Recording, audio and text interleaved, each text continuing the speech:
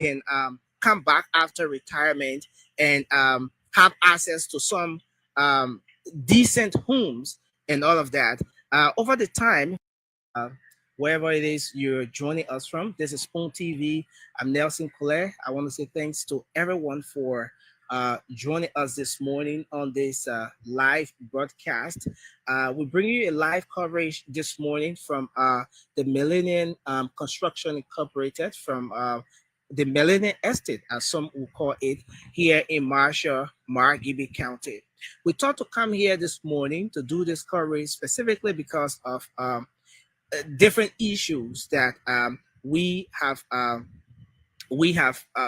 heard about some of the happenings here. This estate, as most of you may be aware, is a center of attraction here in Marshall or Margibi County. And this particular estate is that place that a lot of people, Liberians in the diaspora, have invested some huge amount of money, especially so those wanting to return home, those seeing Liberia as that place where they can come back after retirement and have access to some um, decent homes and all of that.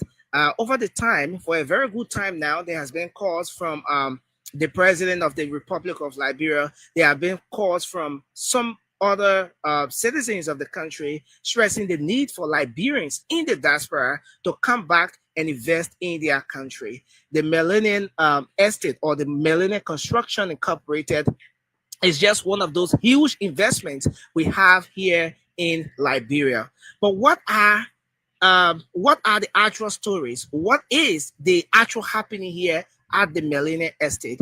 Well, at some point, some residents or some of the folks who purchased homes in this particular estate have had different views. Some have had very tragic experiences, while others have had good experiences as well. We thought to reach out here to speak to a few of the residents to know what their experiences are, especially leaving the diaspora, coming to Liberia, investing thousands of dollars, into real estate or acquiring a home, wanting to live a better life back home. What has the experience been? What does it? What does it feel like, especially so when they have had a first-hand experience right here in the Millionaire Estate. So we're going to be talking to a few of them here this morning. We want you to give us update on the audio quality. Let us know as to whether the quality is good enough for us to work with. As we are now going to move on to speak to a few of the folks here. So I want to begin this process by talking to one of the residents here. Um, she has a home, and as a matter of fact, the home we're standing right before now, she owns it, and we want to hear her story this morning. Good morning, ma'am. Welcome to Spoon TV. Good morning, Nelson. How are you? I'm great. Okay. What's your name? My name is Kate Johnson. Okay. Um, you own the property here. I mean, there has been calls for Liberians to come back to invest in their home, in their country, to make Liberia a better place, to create that paradise that we all admire out there. What have your experience been like? Coming to Liberia was Yeah. like it Yeah. was a thought process that I could not fathom Okay. living in Liberia. I had a friend that encouraged me, say, Kate, you can't stay in America all your life. You need to go home. You need to go home. Mhm. So I came to Liberia 2017. Mhm. And then I came back 2021. On my way going to Marshall, Mhm. I saw this beautiful houses on the road. Okay. So I decided to stop and inquire. We in the diaspora giving money to family members. Mhm. You guys know the story. Mhm. Most of the time they eat the money and you don't get a home. So I inquired, and this guy told me that it was a joint venture between housing and this developer, Millennium Construction. You mean the National Housing Authority? National Housing and, Authority and Millennium Construction. and when are we talking about? What year was that? 2021. Okay. So I went through the paper with a lawyer. I brought a lawyer friend of mine, and the both of us went through the paperwork, and it was legit. So I decided to invest instead of having a family member build me a house. And since Liberian government always calling say we in the diaspora we don't do nothing in Liberia. Most of the time the question is asked, what have you done in Liberia? Some of you don't even have a kitchen house. So I decided to invest into this construction company. It'll be no hassle. You're just gonna pay your money and get your key. So I went ahead and signed the papers. He charged me. I wanted some changes made to mine. So he charged me extra. Okay. So I gave him 4 payments total. And I was done. 2022, I was done with my payments. And since 2022, every time that I come to Liberia, I will finish November. I will finish December. There were changes every time. And then finally in 2024, I decided I was just going to come ahead because I'm approaching retirement. So I was like, I don't have a home. Every time I have to stop with family members. And it's difficult to stop in other people's homes. So I was like, you know what? Let me just go back to Liberia and finish. So I came 2024, January, October, and I've been here for almost a year. Finished the home. After finishing paying him 100% of the home. Now, the reason why most of us, because some people will say, oh, you guys are stupid. Why you see foreigner and give your money to the foreigner? It was a joint venture with housing. I saw the paper saying it notarized. And everything was legal. We signed the paper, notarized the paper with joint venture with housing. I even saw the press release with Coffee Brown. There's a newspaper press release with Coffee Brown. She was housing a manager at that time for National Housing Authority. So it was legit. And being from the diaspora, you know how things are done. And all we wanted, most people, and now the government asking us to come home, right? Say, oh, Liberians, come home and help develop your country. How will you come home to Liberia and your government give this guy a free ride? The guy told me himself, say, Kate, please don't sue me because I will just get out of it. All right. So I want to understand. Firstly, how much were those homes going out for? When I came, the home are going for $30,000 a piece. $30,000 for 2 bedroom, 2.5 bath, living room and a kitchen. Was that the upfront payment or the entire payment? The entire payment for one of the duplex. Okay. But I went ahead and took 2 of the duplexes and make changes. So I gave him $77,000 cash. I have receipts. Now, but what went wrong along the line? I mean, you saw this, you were encouraged, you brought your lawyer, a legal representative, you went through the document, everything was legal. There was a joint venture with the government of Liberia through the National Housing Authority and the Melina Incorporated. What went wrong? Nelson, I can't tell you, but there were a lot of rumors going around. And I even confronted the guy, Mohammed Abdullah. He told me the previous government was the one that got him into this mess. From his lips to my ears. He told me when the money hit their account, the previous government, they take their part, and then he is left with little to do anything. But yet and say he knew that, and yet and say he was still demanding us to pay. Some people just gave him the money straight out. I couldn't give it to him straight out. I did 4 payments of the $77,000. I gave him 4 payments and I was done. And he, every time he had a new date, when the house would be ready, every time he had a new date.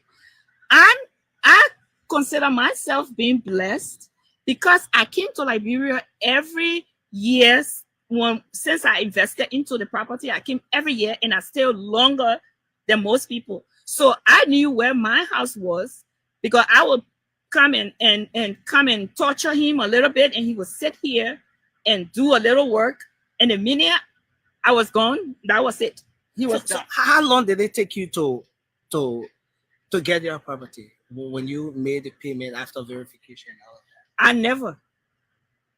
When I got done with the payment, a family friend of mine, Mr. Masakwe helped me a lot. He became my lawyer in the end. Mhm. So Chris Masakwe kept coming to Bucking. So he was trying to do a little bit because kept coming to me as I called Chris and complain, and Chris will come to him.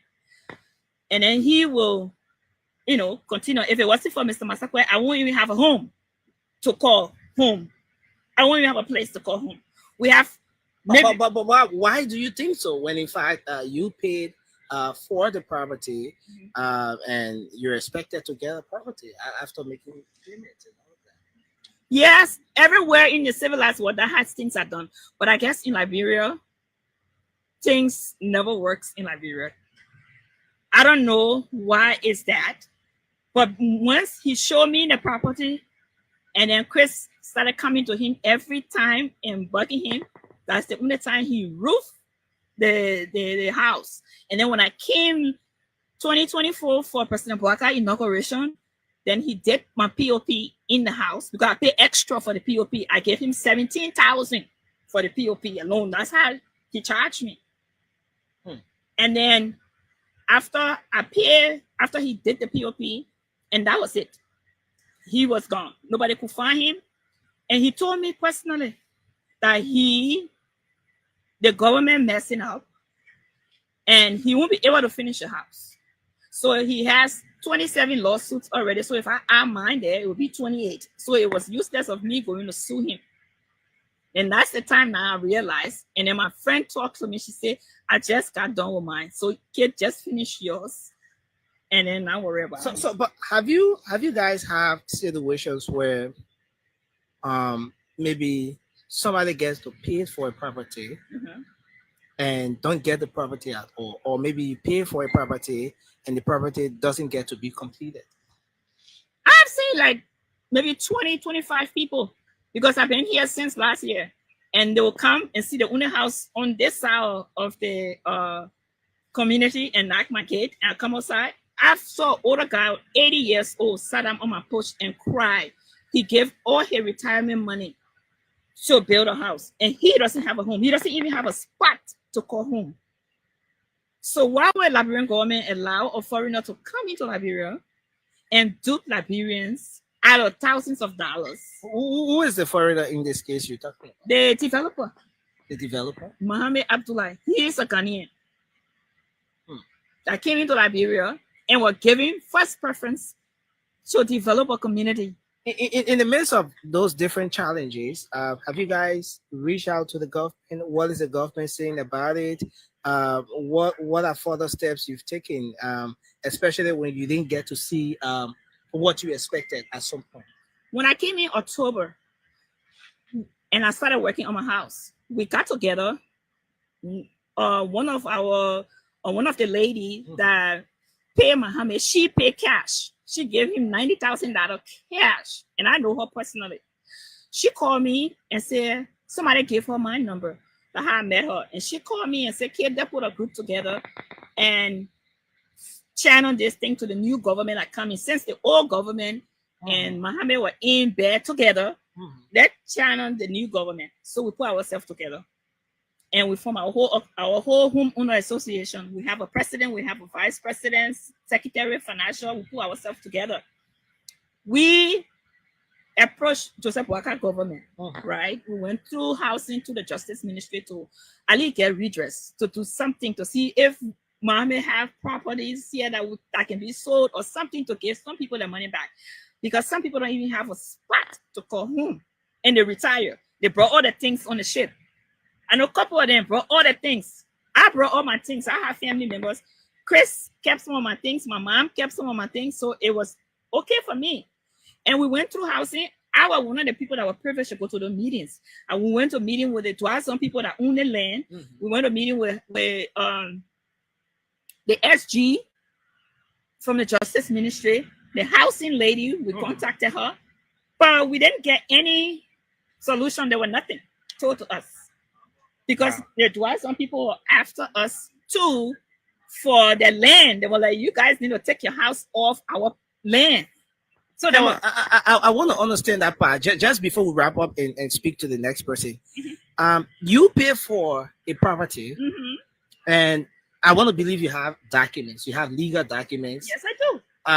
Does that ownership include the land? Yes. Which okay. The So ownership include land. We pay for land. We pay for the probating of the deed.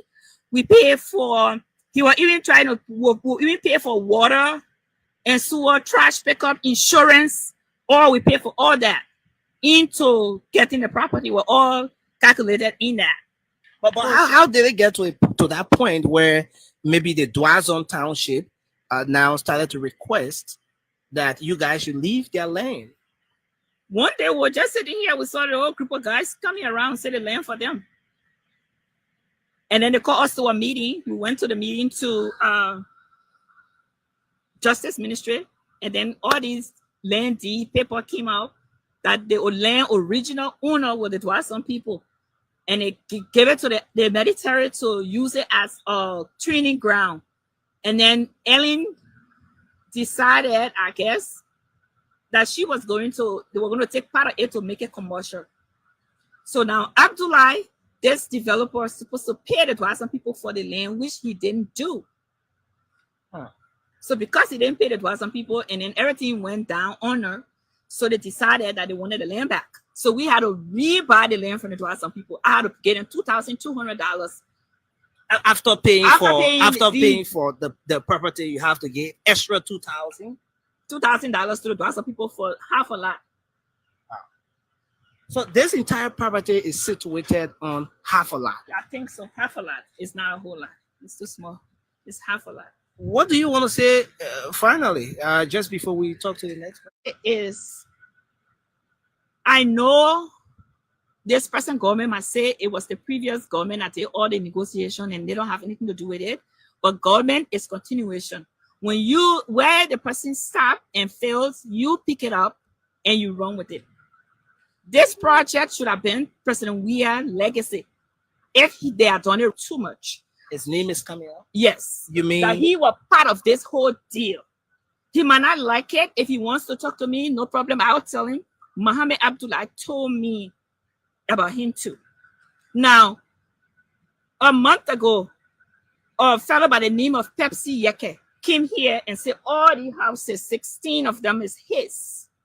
You mean Pepsi Yeke? Pepsi Yeke. Up close and personal. He and I told him he can own anything here, but this particular one in the fence, he can't touch. But on what grounds did he claim 16 of the housing units? He said he paid Mohammed 300,000.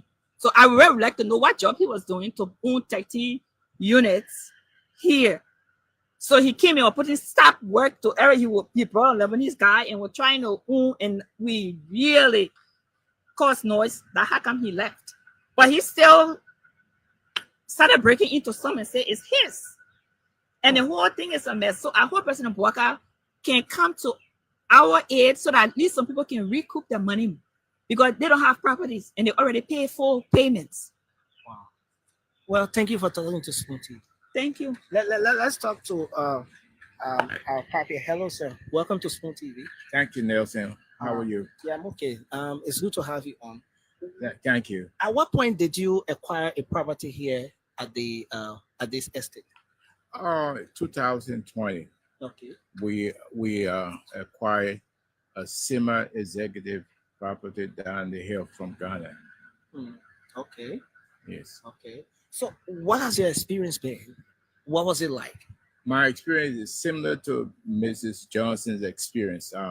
Mr. Muhammad took my money, close to $150,000 cash. Close to $150,000. I paid him extra for a kitchen to be finished, and he never did that. All right. What was the initial agreement? How much were you supposed to pay for the property? The property cost $130,000. Semi-executive property. Okay. It's a little bigger than this one in Ghana. Okay. All right, so it costs about $130,000. All right, that's how much we give him cash. If you go down to the call that side, America, I have a property there. My brother has a house right next to mine. They call it the Two Brothers House. Okay. Yeah, those are our estate. Okay. Yes. So, have you had experiences where some Liberians in the diaspora will come to you, for example, and tell you about payments they made without getting properties? Yes, I have had experiences. Okay, not only an experience that people have come and complained. We were fortunate because I'm a retired school teacher. I came here and sat on Mr. Muhammad, and he finished our home 75%, and we had to complete it and put the kitchen in for us to move in because we had nowhere to stay. So we finished our homes, and we are living here now. My home is completed, but at my own expense. At your own expense? Yes. Okay, so when you paid the money, when you paid for the property, what specifically did the contract or whatever capture that you were supposed to get after the payment? I should have gotten a SEMA executive completed and the keys handed to me. Okay, with windows, doors, tiles, bathroom, everything in. Okay. But I got a SEMA executive home 75% finished. No doors, no kitchen, only bathroom, no door, no room doors, no electrical. I had put electrical in there also. You need to run the wires? Yes, and the fixtures. I want to understand this. You already have a legal document that says you're supposed to get your home completed 100%. The doors are supposed to be installed. The electrical, the wires are supposed to be run, and all of that. But you didn't get it. I did not get those. All right, but because of the time frame, I was moving home, so I sat here and finished it, hoping that Mr. Muhammad would reimburse me for my expense. Have you been reimbursed? No, he hasn't even picked up my call. At what point did you get to know about this investment? What was that thing that encouraged you to invest your money? Well, the government was a part of this adventure. All right, so we believe in our government and we trusted the government. That's why we decided to invest with this guy. Okay. And so, but did you verify some of? Yes, we did. We went to a house and talked to them. Then they verified that Mr. Muhammad was legit, and he was approved by the government, given permission to come and develop this site. Okay, so have you did you also experience a situation where after maybe paying for the property and all of that, then you have the Dwazon Township coming to you asking you to rebuy the land that the house is situated? Yes, we all had the same experience. We had to purchase our land from Dwazon because Mr. Muhammad never paid them a cent for the 100,000 plus acres they got here. All right, he never paid them 1 cent. So they came in Liberia. The land takes their house. So they came and said that your house is on our land. So we had to repurchase the land from them. In your case, how much did you pay? I think $2,500 for 3/4 of a lot. 3/4 of a lot. Yeah. That's about a lot and a half or a lot and a quarter. No, it's less than a lot. Oh, less than a lot. Yes, And you paid 2,500. 500. Yes, Wow. yes. Given everything that's happening here, what's the next course of action? I mean, a lot of people are asking, what did you do then after you realized that you didn't get 100% completed home that you expected? The keys were not turned over to you. In fact, there were no doors. The electricals weren't done. In fact, you had to rebuy the land that the house is situated on. What did you do then? We haven't done anything since we moved back here because we believe that we'll be wasting our money. Mr. Muhammad has been arrested, and before he could get to the court, he was released by a judge. All right, they were called and said, "Let that man go." So it's a waste of money. Wow. So since we got our home, we can sleep in. we're just waiting. After we are organized, we might file a complaint as a group to the court and then follow through. But Mr. Muhammad is walking around here free after stealing more than $2 million from Liberian that the government is encouraging to come home. It's very, very disappointing. Well, approximately how many persons do you know that have had this experience? About 100% of our people here have had the same experience. I mean, the entire estate. Approximately how many persons or homeowners are we talking about here? We have more than 75 members of our association, and nobody is satisfied here because he owes everybody something. People that are living here finish their home on their own, and Mr. Muhammad is supposed to be reimbursed. Nothing has happened. So about 75 members that own homes here are not satisfied. What's your call? What do you want to say finally? Just before we. Well, the government is encouraging our people in the diaspora to come home. All right. I would tell those in the diaspora to be very careful because the government is promising them the similar situation in Bensonville. All right. If they're going to treat their citizens like this, they should be very careful. All right. Make sure that this isn't another Muhammad stunt the government is trying to pull on us. All right. Thanks for talking to Spoon TV. Sir. Okay. All right. So, folks, we stay here. We're in Dwazon, not Marshall, but Dwazon, Margibi County, at the Millennium Estate, the Millennium Construction Incorporated. And we're here talking to residents of this particular estate. They're sharing their experiences, some of what they've been through since they left the diaspora to come to invest in Liberia. At some point, we're going to take you around the estate. The president of the group or the association is here, Mr. Sirleaf. He's going to take us around the estate. You're going to see the different compartments and everything that are in here. Yeah. So, Mr. Sirleaf, welcome to Spoon TV. Thank you, Nelson. Happy to be here. Yeah. As the president of this group, I know you have a property at the front row. That's correct. At what point did you get to know about this investment, the Millennium Construction? So I, like many of my other victims, was informed about this somewhere around the late 2021. And it was then that I decided that I wanted to invest in what I call a starter home, somewhere to be when you come to Liberia for visit and other reasons. So I went ahead and invested around that time. Approximately how much did you invest in this property? So like Kate and others, initially I had thought it was a good investment, and I put in around about 52,000, I believe it was. If I were to count all of the extra expenses, probably around $56,000 for one of the completed duplexes. That was the initial plan.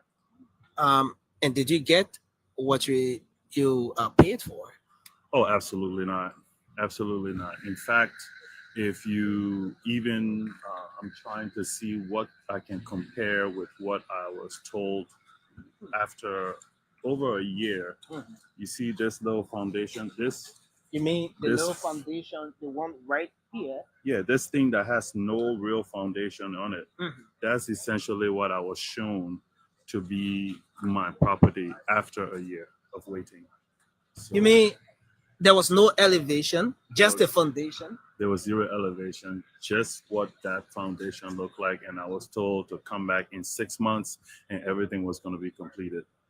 And that was somewhere around mid 2023, thereabouts, when all of this came to a head. And I told Muhammad, I said, listen, I can see as a business owner myself, I can see when a business is no longer thriving and when that business is dead. So let's cut to the chase. Give me another property that's nearing completion, and I will finish it myself because I don't believe that you have the capacity to complete this place. And that's how this whole snowball started to roll. And what ended up being me ending up in the property that I'm in, I had to put in upwards of another $80,000 to finish it. But that's what it took to be able to get back to at least walk away with something rather than walking away empty handed. You paid. You just mentioned 80,000. Initially, you paid About 50. about 56,000. Correct. How did it get to the point where you had to pay about 80,000? So the property that I ended up taking over to finish, we entered a negotiation, Mohammed and I told him that because I had already paid for a completed property, I was not going to then take that same property that was supposed to be a turnkey solution and put more money in it. Okay. Rather, if I'm going to All right, so we're back on. So as you see right here, this is one of the properties that was additional work was done on. Mrs. Johnson, we spoke with earlier, happens to be the home of the owner of that property. But I want us to come back to that place where you were talking about how it got to that point where you had to spend up to 80,000 from 56,000. I would like you to just take off from there. Yes. So when we finally settled on a particular property, Mohammed wanted me to pay him additional sum of money for the renegotiated property on top of what I've already paid. At that point, I told him that if we were to discuss any more finance arrangements, we had to do it in the presence of the National Housing Authority as well as the Ministry of Justice, because up to that point, he hadn't lived up to any of his own obligations or any agreements. And so we did go to housing and we did go to justice, but every time they invited Mohammed for the negotiation, Mohammed refused to show up. And it was then that housing and justice collectively agreed that based on the arrangement already in place, that it would make sense for me to go ahead and take possession of the property and go ahead and invest and finish it. So it was then that I brought in all the contractors and we went ahead and had to put more money into the property to get it to where it is today. So now you are the president of this group, the victims. Approximately how many persons are we talking about? So the current membership stands at about 76. So this group started as a collaboration between two separate groups. Okay. So you spoke with Kate earlier. So Kate and others were part of another group, and myself and Mr. Sando Kanen, who is based in Atlanta, Georgia area in the US, we started another group of our own, and we try to bring the community of victims together. Okay. And eventually the two groups merged into one larger group now that has a membership of about 76 members. And it was really just to support one another. We needed to know, what are your problems? What are the issues you're having? How do you solve this issue? And how can we learn from you and you learn from us? And eventually we try to work on a program that allow all of us to get on one page in the legal sense of the word, right? We don't want to be lawbreakers while trying to go after people who have themselves broke the law. And everything we did by the book. Okay. And so far it has worked out in a sense where a lot of people now starting to feel a little bit more comfortable knowing that their properties are now secure, even though they had to put more money into it. But it's better to have had something in your possession rather to have lost it all. So today people you see a lot of construction going on. People are now working and finishing going on. Finishing their own at the properties. I see a lot of other constructions going on across there, and then this entire road leading to that end as well. But what's the next course of action? What is the group contemplating on? Have you guys reached out to the government? What is the government saying or doing about this? Since in fact, you guys had the assurance when you got to realize that the National Housing Authority was involved with this crisis? The sad story that is the institutions that are designed to protect Liberians is an unending tale. It has been told many times before, and it's going to continue to be told until such time that we as Liberians realize that enough is enough. The National Housing Authority, we've reached out on several different occasions, numerous different ways. And depending on who goes to talk to who, Nelson, that person may get some kind of reprieve, and maybe that reprieve is just to address their particular issue because they have connection with somebody. But other people come with the exact same problem, but they don't know anybody. They're not willing to spend a little bit of money here and there, so that person gets little or nothing. So we've approached the Housing Authority. Housing Authority at one point in time said they were intervening. They even came and they brought I believe it was the new MD that came and tried to meet with the community, the people of Doazon, and talk to them about giving the deed over to housing and have housing then issue the deed to the estate owners.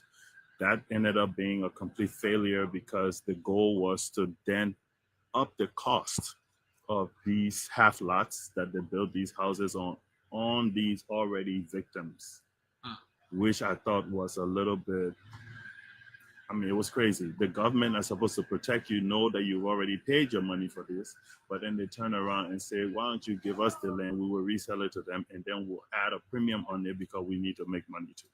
So that didn't go anywhere. Thankfully, the people of Doazon stayed on our side more than they stayed on the government side because they realized if anybody, they would trust us more than they would trust the government. So in the end, the story of the government and the institutions that's supposed to protect us, it's a story that's probably still untold, to be honest. Wow. I understand there are some of the victims who want to speak on this as well. Correct.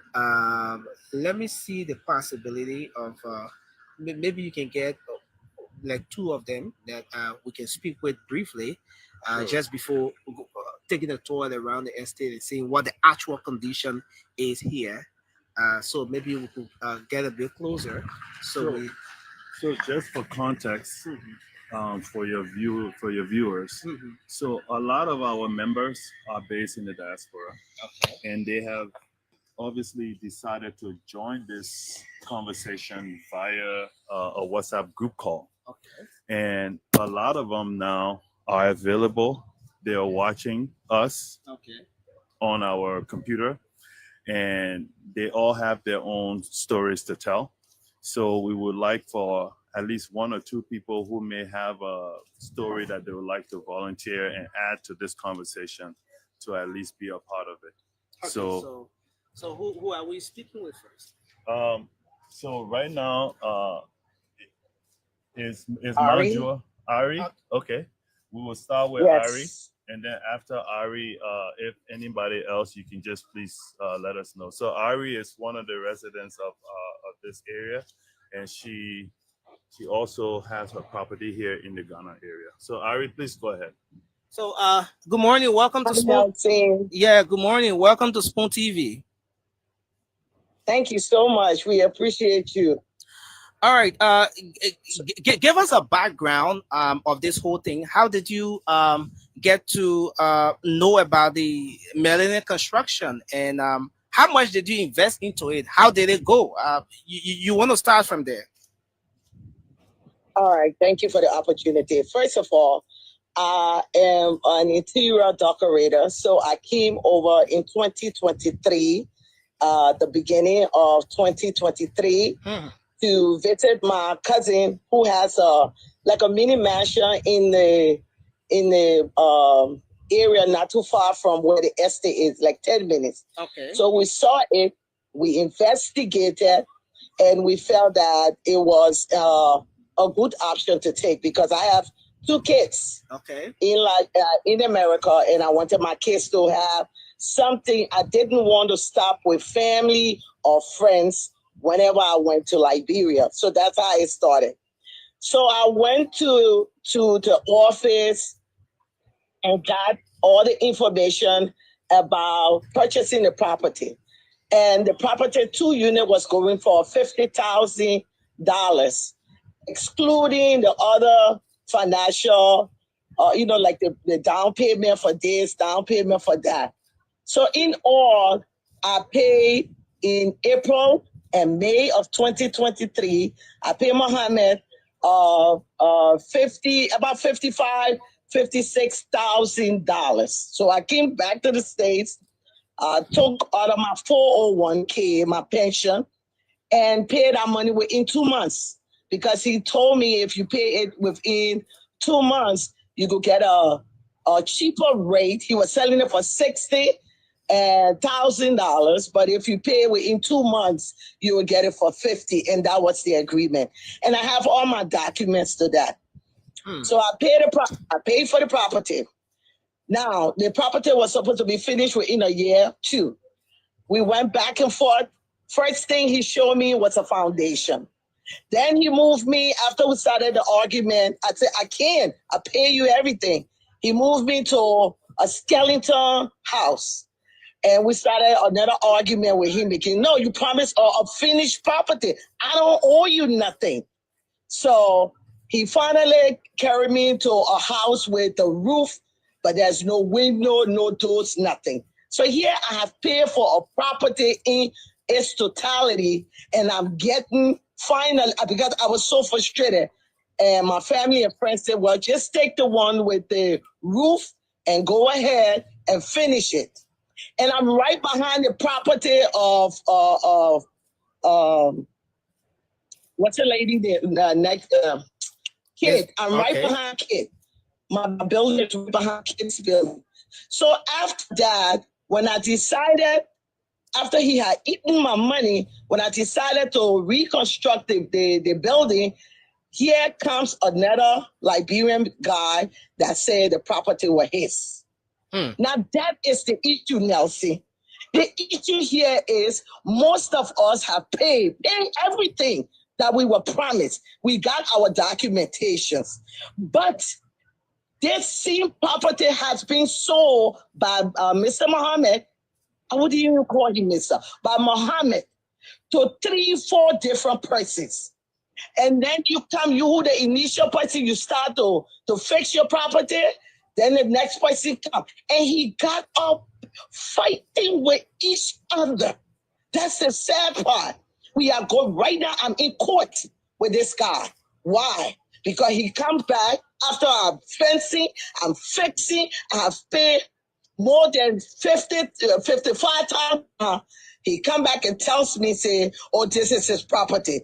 And Mohammed trying to lean with him because the man does not owe him. The man has, I think, a certain amount balanced. He wants from the money back to this guy. He's trying to fight. The trade here, if for property, you believe we are contributing to the economy of Liberia. Things are not cheap. Money does not grow in America. We want to come. I'm in my 60s. I'm getting ready to come home. But here am I with my own Liberian brother, other than Mohammed, fighting in court for a property that has been sold to 2 or 3 persons. That's not fair. We need our government to come. We need somebody to step up. So in the midst of everything that's happening here, have you tried reaching out to the government? I know you guys are in court, but have you engaged the government? What is the government telling you about this? Since in fact you knew that the National Housing Authority was involved with this process, which gave you some sort of assurance to invest your money into it. What is the government saying? What is the National Housing Authority saying to you? Nothing. We have the lady who's in charge of national government. We had her one time. She came on the line with us, with our organization, and they said they were going to do something. After that, we heard nothing. We tried to get back in contact with her. We heard nothing. There's nobody, even if they try to get in contact with her, there's no response. So how can that keep going on? There's nobody fighting. And my thing is, I believe everybody in like the government's official are aware of what's going on. But everybody's trying to take advantage of the situation. So as long as Mohammed is promising people the same building over and over, different buildings to government officials and giving them money, everybody just seems to abandon us. And it's sad. We are Liberians. How can you let another person come into our country and evade us like that? I mean, All just take away our money and nothing is done to him. It's sad. Well, thank you for talking to us. Thanks for talking to Spoon TV. I'd like to speak to one more person just before we take a tour of the estate and I show our people what the reality is here. At some point, we will try to talk to the Dwazon administration here, the owners of the land. We hope to speak to the accused as well in this particular process. So, can I speak to the next person here? Hello. Is anyone else Okay. interested in So- sharing? All right, so I think then we can move on. So we Yeah. want to add Yes, this. I mean, Okay, yeah. my name is Gladys Clark Turkey. I'm Gladys. interested in sharing. I was one of the first people that bought property from Mr. Muhammad Millennium. Mhm. Like I purchased 3 properties over there. I paid a total of $73,000. A total And of I have- a total of $73,000. Was it for the 3 properties combined or for each of the properties? Yes, for the 3 properties combined, yes, I did. And when was that? What year was that? That was in 2021.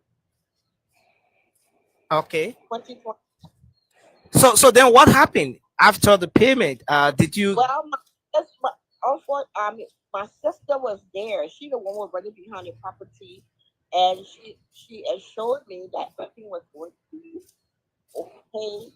She the one was with Mr. Muhammad when I came to Liberia in 2023 because they said my properties were going to be finished, completed, and I was going to get my keys. Unfortunately for me, when I got there, he had this lady working with him named Michelle. Michelle took us to the property, took a property, but there was one that was incomplete, and the property was not completed. When I asked her, she told me, she said that in June of 2024, because I came to Liberia in December of 2023. I stayed in Liberia until February of 2024 and I left. She promised me that June of 2024, the property was going to be complete. Unfortunately for me, my sister passed away in February of 2024. I mean March of 2024. So I had nobody there. My brother is there working on the property now on 2 duplexes, but there's one that I don't know where it is. I have no idea of, and I pay my money. I mean, he has my money. I have all my documentation, and the reason why I purchased the property where, I said, sometimes you come home, you don't want to be living with relatives all the time. And because we were encouraged to come home by our government, come home and help, invest in your country, that encouraged me to. The Sankos were the ones who told me about the place. Mr. and Mrs. A.B. Sanko, they were the ones, they like a family here. We are in Chicago. So, with the situation now, what's your call to national government? What would you like to say in closing, just before we take a tour around the estate? Well, I would like to say that we believe in our government, and our government is very disappointed because we went to the election, and there's no thing to help us with up until now. She has so Liberia. I've been to Liberia. I know what it is and what it's like. We are actually pleading to our current president, to please see what he can do because this is very discouraging, very very discouraging. How do you expect us to come home and invest in our country when you have people like Mohammed Abdullah, who is there taking our money, no accountability, selling houses over and over to people that people against each other for homes. That is not fair. We're supposed to be having our keys for our property. We're supposed to be having our deeds for our property. We signed contract and that's what breach. So I think that the government should step up to the plate and take the initiative because they were part of this deal according to contracts. All right. Thanks a whole lot for talking to Spoon TV. We appreciate.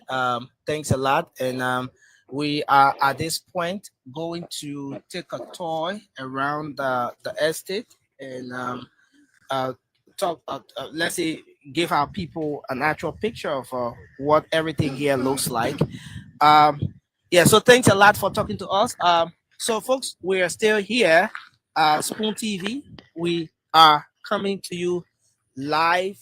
We are coming to you live from the Millennium um, Construction Incorporated here. We're still in Dwazon, Margibi County, where this huge investment is. Liberians across the world, Liberians in the diaspora, have trooped in here, invested thousands of dollars to acquire suitable homes, in this location. And they've had a story. They've been talking to us. They have been sharing their views on what their experiences have been since they acquired the properties in this location. Very shortly, we're going to take you around to show you the different areas here to give you an idea of what this estate actually looks like. Bulk of the folks we've spoken here with are calling on the government of Liberia to make some swift interventions because some of them have said they paid for the property here, but they didn't get to receive the 100% completed homes that they paid for in this location. Some of them said that even the township, the Dwazon administration or the owners of the land had to get back to them, engage them to rebuy the lands that the properties are situated on.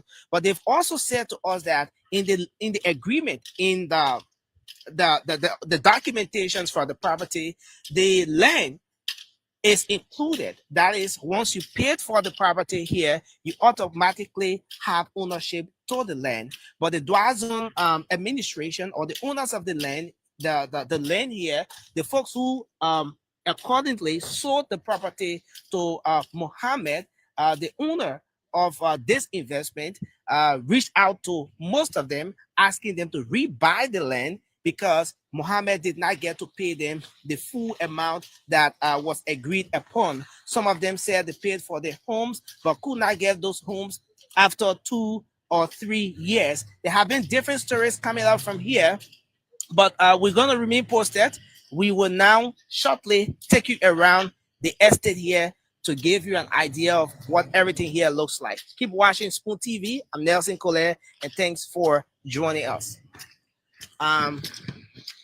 We are now going to make our way. We are now going to make our way. So let me see if we can do this. All right. So yes, let's do this. We're now going to take you around the property here to give you an idea of what everything here looks like. So thanks for joining us. Here with us, still here with us is the head of the group, the group of Liberians who have invested in this property. As you see at the far end there, another property uh, with this Carlington there. So I mean, I see what appears to be three segments of this particular estate. What's the real story here behind this? Because I see one segment is here, and So when this place was being developed, Mm.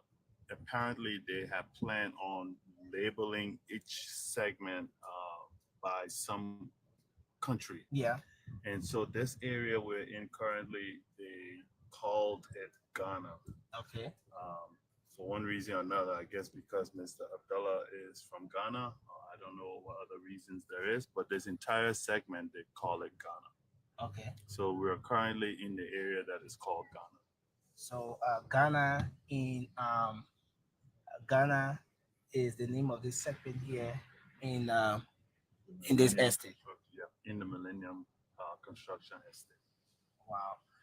All right. So and you have Liberians here and this segment of the estate seem to be that place that is really developed. So many homes, homes that are thought to be completed already. Right. Yeah. So this is the majority of the homeowners that are part of our organization make up Okay. the bulk owners of this Ghana area. Okay. All right. So further down this way Mhm.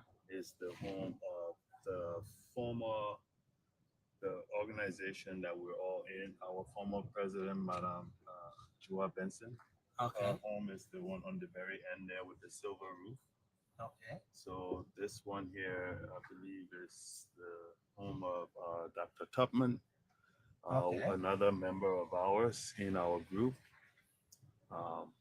This home here. You mean in the this fence, one? Yes, this one in the fence is another member of our group. I'm not gonna. I probably shouldn't be shouting out people's names just in Mhm. case they Yeah. don't want their names to be Mhm. mentioned Mhm. in public. But this is another member. So And I essentially, see all of these homes are. there's more there's something more like construction still going on here. Most of the Yes. homes here I see. So Like this one. all of these people decided they would just take their homes and finish it themselves. So this is part of that larger conversation I was telling you about, that people chose to not be complete losers. They don't want to lose it all. So they decided to take their homes and finish it themselves. So and also they purchased the land from the Drazon people. So if you see that one that says stop work, Yeah. And I was wondering too, this is an estate. Why do we have stop work? so this is another play by Muhammad. He has this gentleman by the name of Fofana, I believe is his last name, who goes around. So if you remember, there was a case against Jimama Wolokoli. Yeah. That case is the same gentleman who is going around putting stop work on these houses. He claims that he works with the Millennium Construction. He is the security head, the head of security for Millennium. And he goes around depending on the property he sees, and he believes that the wrong people Mhm. are completing these homes. So he goes around and puts stop work on them. Wow. We have I have personally spoken to him about that, and I told him that I think it's best he brings a list that of the homes he believes are being occupied illegally, and we will bring our list of victims Mhm. who have documented evidence of payment, and we will cross-reference the two lists and see whether or not we have somebody who is truly encroaching, or is he just mistakenly identifying victims and thinking that they're doing something that they're not. He has since not provided me that document, but he's the one that goes around putting that stop work on these buildings. Okay, so let me just make a quick adjustment here. Some of our folks are saying that they're not hearing you well. Okay, so probably I can have this. Maybe just stop here on your shirt. Oh, well, yeah, just put that under. Okay, yeah. So that we can have. All right. So I think so folks, just let us know if you can if you're getting us very well. I think I Hope see they the can in hear me now. yeah, I think the guys can hear you now. Okay. Let us know if the audio is better now. So this is the main road, the major road here uh, through this entire estate. So the segment we just left is Ghana, right? That Yes. entire segment is called Ghana. Yes. All right. And So back there, there's approximately 90, I believe it's 92 plus homes or at least structures that have been started in that area. all right, So, about 90. yes, Okay. Wow, homes.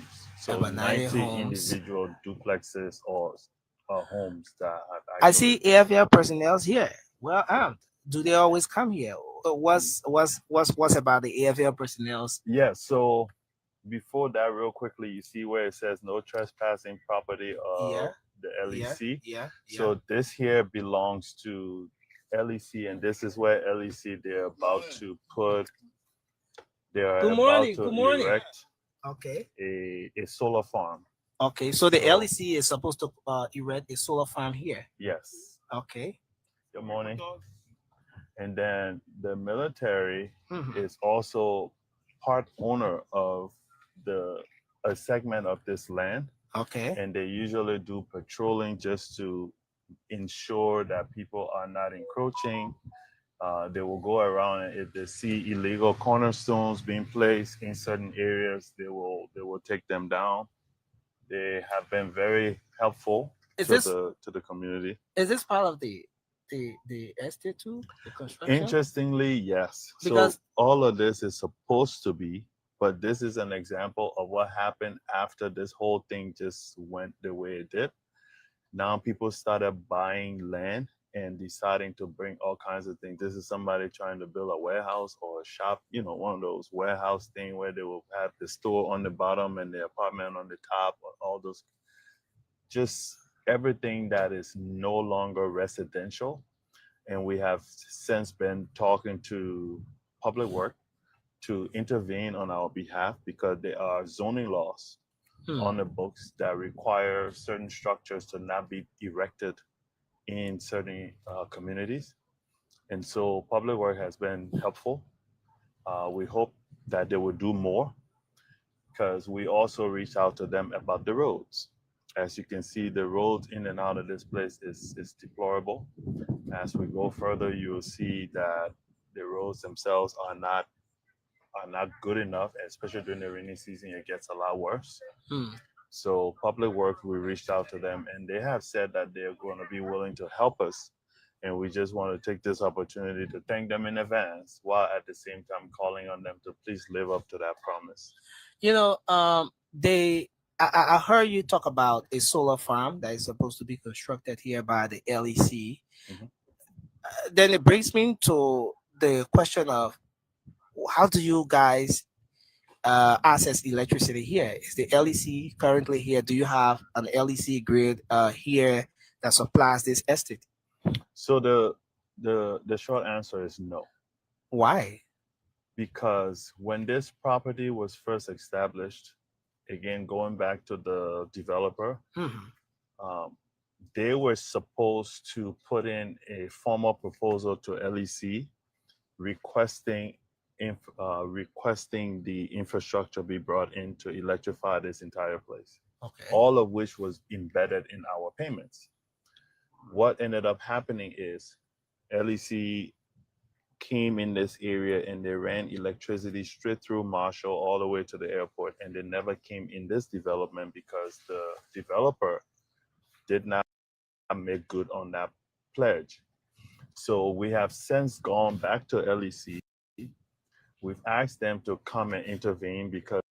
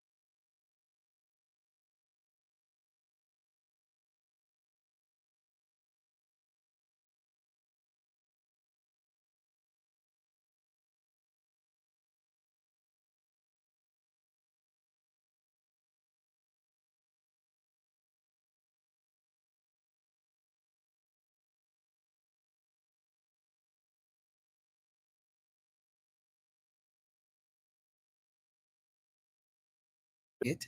Yes. The the back end you said is called Ghana. Yes. What is the middle called? So the middle section now, I believe they were calling it America. So America? yes. Why did they call it America?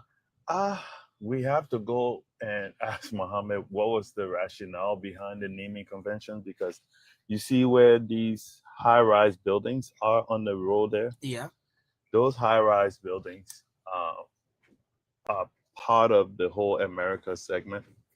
If you remember the gentleman we just spoke to, Mr. Will Sanko. Mm-hmm.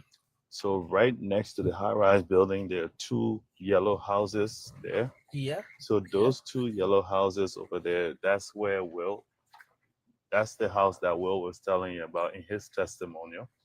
He talked about how much he paid for that property, and today he has nothing to show. Well, he had to come and finish it because it was not done for him. So Mr. Will lives in America. Yes. All right. As per the way the segments, the sections here are being named. He's from America. He worked and retired in America, and he comes to Liberia and lives in America. That's interesting. But anyone seen this, given the way everything is being presented, we appreciate it a lot. A great environment, the structures look pretty good, very, very good. The architectures and everything, and especially for the extra work that were done at some of those units that I saw, it looks pretty good. I mean, why the high-rise buildings at the back? One would say that these ones should be at the front. Yeah, I think it's partially because directly across the road is our EBK military barracks. Okay. And I think legally you're not allowed to look in that fence. We're not allowed to see what's going on. So these high-rise buildings will give you visual access to that place, and I think it's against the law. Okay. So if they're high-rise building, they had to be put back here instead of on the front row. This home we're driving past right now, this unfinished high-rise structure, as you can see, it's been boarded up. It is currently occupied by squatters. And the owners, nobody can account for who the real owner is. And we're really appealing to people who own these properties to please come and take possession, because the other time the military had to intervene to raid this place because it was becoming a mini drug den where people were, turning it into a little place where you come and buy drugs. Wow. See, so I think at the end of the day, we have to be able to account for a lot of these. So all those who own these properties, especially these big ones that are unfinished, we really are calling upon you to come and take possession, because you're leaving this estate very vulnerable. And those who are investing their money to finish their property and live here, they are left in an insecure and unsafe environment if these structures continue to remain unoccupied or being occupied by people who are going to expose the estate to illicit activities. All right. Wow. I see extra fences are being constructed here. Yes. So this property this land back here was bought by by another lady who I believe did not buy her property from the Millennium Group, but I think she bought the land from the Dwazon people. And so she is erecting her home back here. And as you see, her home is being erected behind the front row homes there. Okay. So this area now on the left, going this way, is called Liberia. So the front road is called Liberia. Correct. The middle is America. It's America. The back is Ghana. Correct. As we have come to know it and understand it. Wow. Whether or not, but this is another example. You see, if you see the road condition here, you see what the erosion is doing. So this is some of the reason we put the request out to Public Works. And the community, we have made attempts to resolve some of these issues because they have gotten worse over time. But as you can see, it's not going to get any better. If you look down this alley on the right, you will be able to see even more Wow. erosion. So this is completely inaccessible, actually, just because of what the erosion has done. And you have some of the residents there. Do people live there at that Yes. So if we get to the end here and go around, you will be able to see that there are residents there. I see no trespassing on this property. Yes. So Why is it so? well, some people are worried that someone's gonna come and occupy their home because a lot of frustrated, victims when they come, they're like, well, I have my receipt, I made my payment, I don't have any home. You know what? I'm taking this one. You see what I mean? Wow. And then I will finish it myself. And in some cases, that one they're taking belong And to another belong person. to another person, correct. And we have at least 2 of those cases currently within our group that we're trying to resolve as well. Wow. So Do you sometimes get to see the owner of this estate? Do Mr. Mohammed sometimes come here? Mr. Muhammad, he comes here secretly, as I have been made to understand. Nobody has been able to see him physically. Are you sure we're not going to get stuck there? No, we should be fine. We should be fine.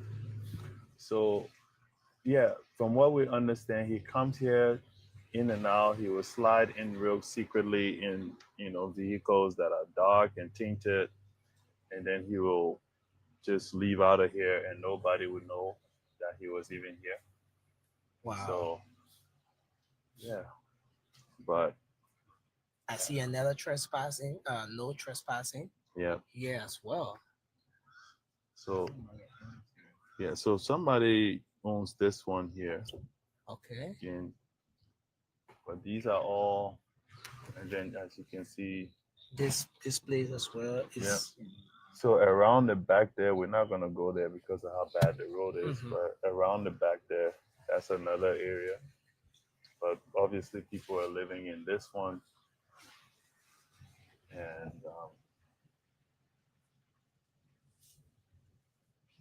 apparently this one here as well. So the one that I think during my testimony, I told you about the one that Muhammad originally wanted to give me when I asked him for something that I could complete. And I believe it was one of these ones here. I don't remember. It's been a while now. But I believe it was one of these ones that he wanted me to occupy and finish it myself. But the public work engineer told me that it was not a good investment because of the erosion, that it was going to eventually be eroded unless I'm willing to do a lot of work on the landscaping. Okay. So another interesting thing that has happened here, and when I turn around, I want you to focus on that sign over there, that red sign, because there are others who themselves were not part of the original plan that this community had, and they recently came and purchased homes here, even though all these homes were already spoken for. Okay. But they recently came and purchased homes. And from what we understand, you come and purchase home that already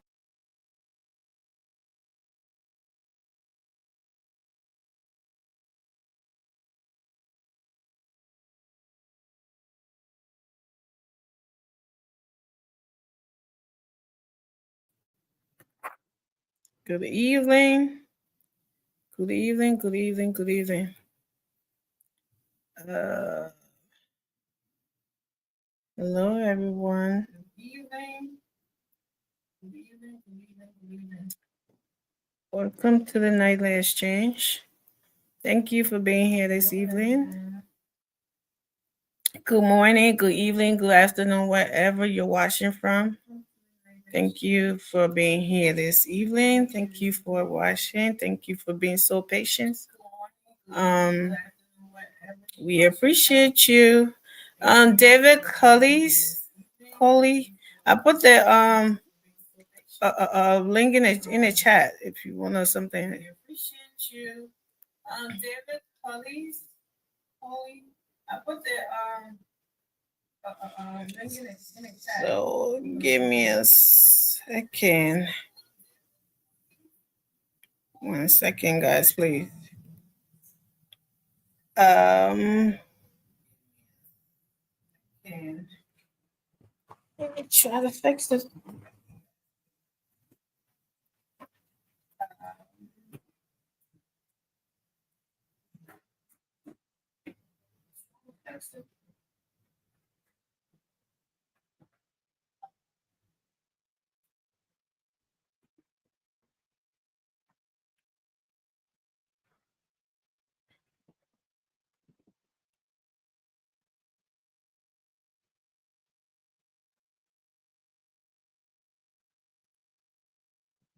Okay, this should be fine.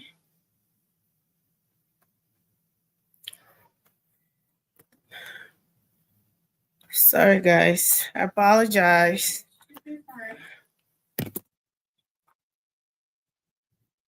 So once again, thank you for coming. Thank you for being here this evening. Thank you for your patience. Thank you, everyone. Please go to your YouTube and your Facebook. Do us a favor. Every night, let me say, share the show, comment, subscribe, and all of the above, all the good stuff. Like, do all of those things and come back here. Let's talk Liberia. The good, the bad, and the ugly, right? Even though we like to talk about the good here, but we also have to talk about everything that happened. So please do us that favor. Just keep sharing the show. Please share and come back. Let's talk. Let's talk. Let's engage. David Colley, please. I put the link in the chat.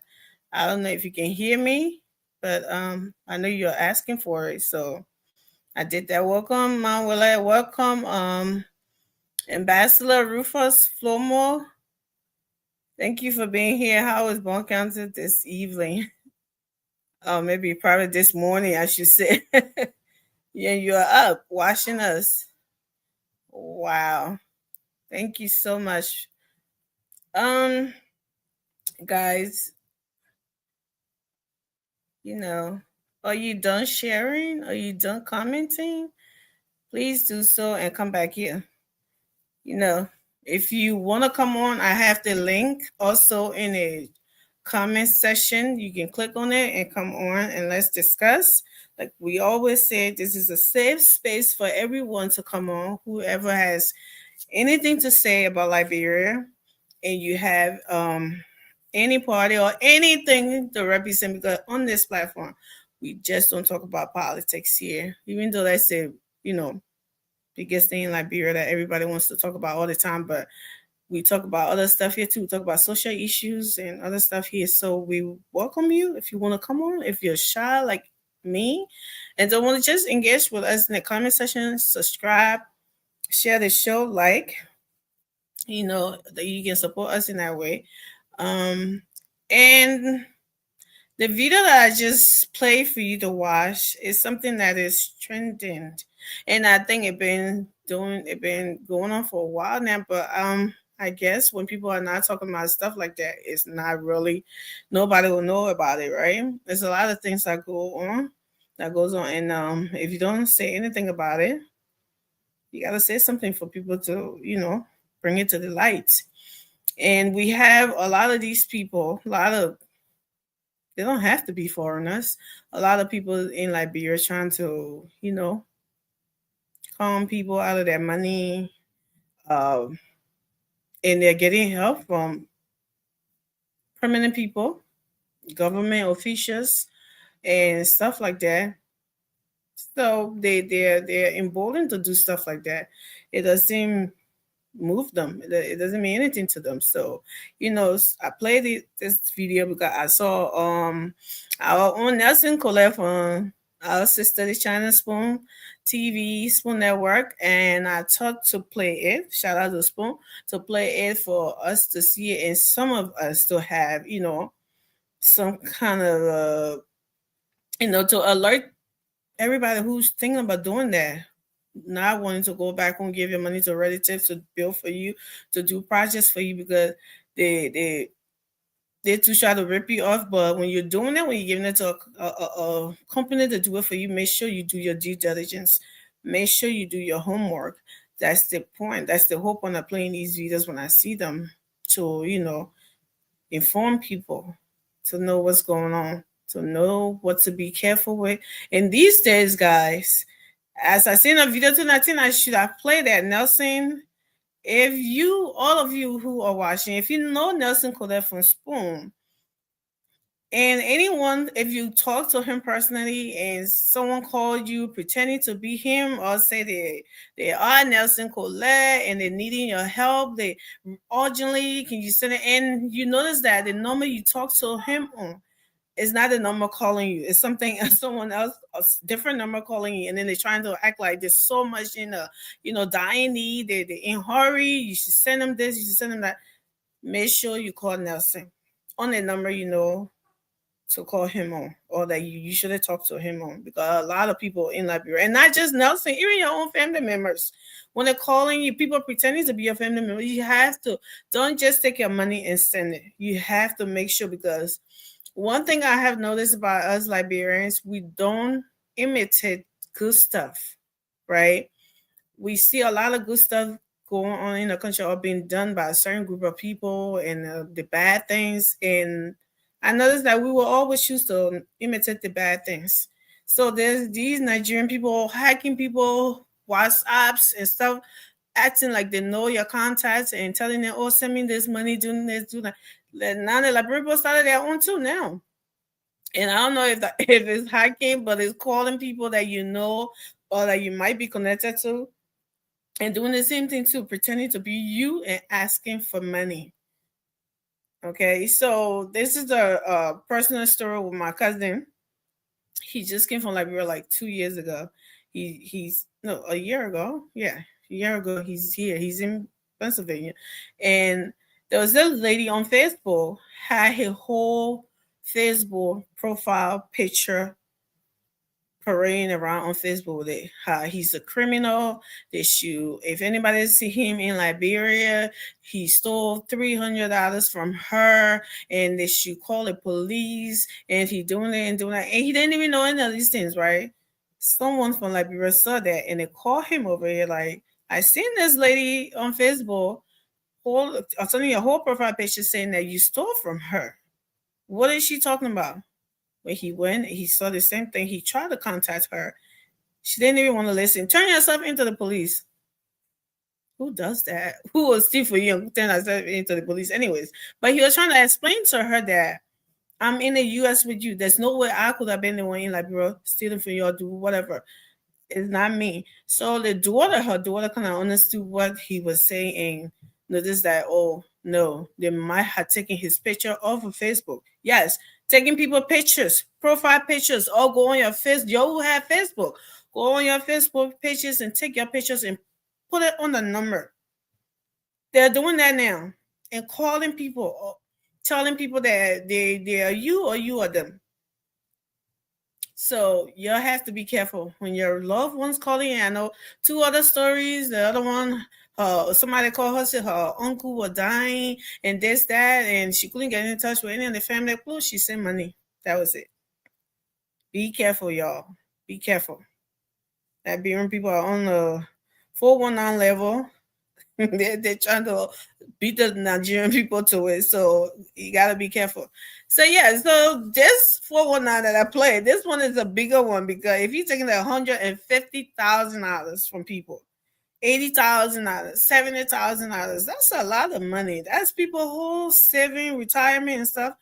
they plan and to go back home to buy homes and stuff, and they give it to you, and what?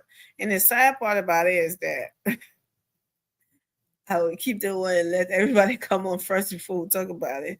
But yeah, so that was the point. I was playing some of those videos. So for us who lives in the diaspora and trying to go home, especially older, middle class or older people, and don't want to go through the whole, hospital or building house, or don't trust family members. You want to give it to a company, do your due diligence. They do have some good companies there, I'm guessing. But stay away from millennium group of company, construction, whatever. The bad news. If you're watching the video, you know what I'm talking about. Stay away from them. Try and do your due diligence before you give your money, your high-end money, your 401k, your retirement to anybody, and say they're building a home for you that is supposed to turn a key over for you. Because these people had to, not only were they fighting this dude for their property, when they got it, the community people, Dwa Zone people took him and said the land is theirs. So you have to take your house off of our land. Now, how possible is that? So you know what happened there? They had to buy the land twice. They had to pay because, I mean, if your house is on there, what can you do? What will you do? You just have to pay more money, and that's what they did. As sad as it is, and some people I think are still fighting. Some people have still not gotten their homes they pay for yet, and I think yes, the government need to step in. Whichever, I don't know, justice minister or ministry or whatever, somebody needs to step in, because if this guy, like people are saying, he's not Liberian, I mean, there's no one saying that only Liberians should make business in Liberia, right? But if you're a foreigner coming in the country to make business, it should be legit. You can't be a foreigner coming in the country and duping citizens of their hard-earned money. It doesn't make any sense. And for you to just get away with it like that, or to just be moving smoothly with it like that, it's not, right. And something should be done about that. And I hope they will see these videos, or some of them are in court now, that will kind of ring an alarm for them to do something about that, to protect people. President, what are you asking for diasporans to come home and build that country and invest in that country? They have to have some kind of peace of mind when doing that, or when they think about doing that, they have to have some kind of security. These are some of the security things they are talking about, for national security. Like they can't just put their money anywhere and they're getting duped, and they don't have any, resolution or anything to it, or any authority coming in to do something about that. So these are some of the, even though from what we're hearing is the past administration has something to do with this group, that's what had a lot of people comfortable to do business with them. That President Weah went and broke ground with these people. He was involved, and some of his people were involved with it. So people got comfortable. They said, they thought it was something legit, right?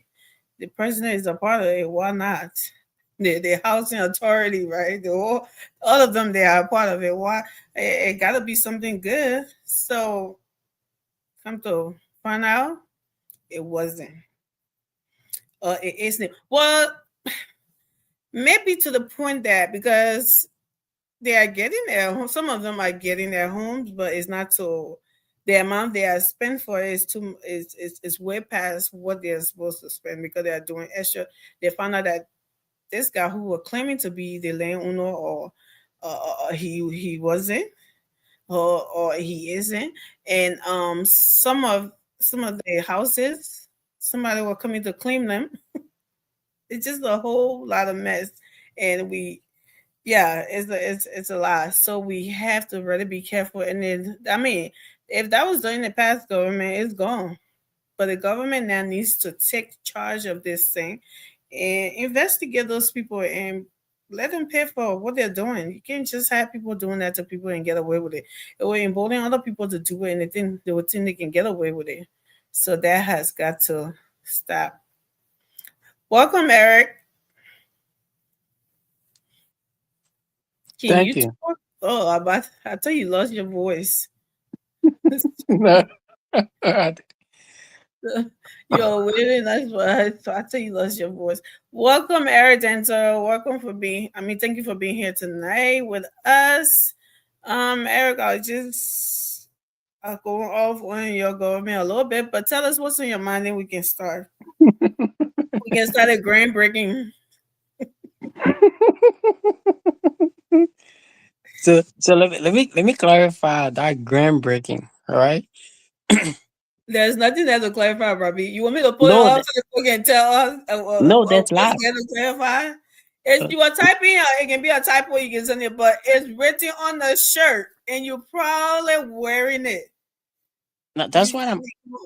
No, groundbreaking is grammatically is not wrong. Please spare me the grammatic thing.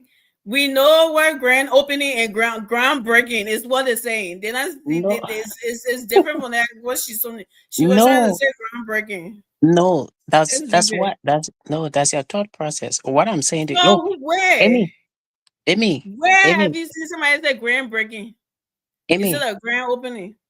Amy. Listen, I taught Mm-hmm. English at the level of 10, 11, and 12 grades in Liberia. Mm-hmm. Right? So I'm not a novice to the English language. Okay. In the English language, they have something they call context.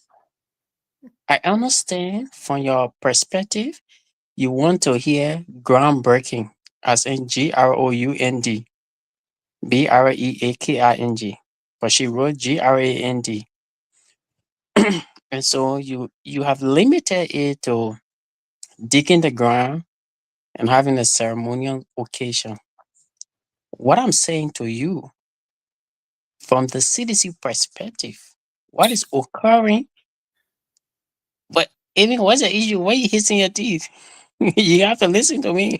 Like, whether to polish something, put No, powder on there, flip it around, put all that powder on there. no, no, It's no, not, Amy, Eric, you're not Amy, gonna Amy, convince me Amy. of Let me say tonight. something to you. Let me say something to you. When President Weah commissioned, not even commissioned, when he named the committee for rebuilding the CDC headquarters, it didn't stop there. That was not a limitation. He made it clear that there will be what he referred to as Groundbreaking. across the board in counties, there will be building of the CDC headquarters in every county. Oh, so that's what. Okay, so Uh-huh. So as that's why in, hey, you're gonna as be no no so. no, I'm no, relax. I come in to that point. So the ceremony in Monrovia is just the icing on the cake that will cross across all of the counties. So we're not just building a headquarters in Moserado and say we are done. No, we're gonna to replicate that in the rest of the 14 counties. So when a sedition writes and say we are having a groundbreaking, that sedition is referencing what will occur in all of the counties. And Okay, I just want you to grasp that concept. So Prof. don't limit what is occurring on October 18 to a Maserati groundbreaking.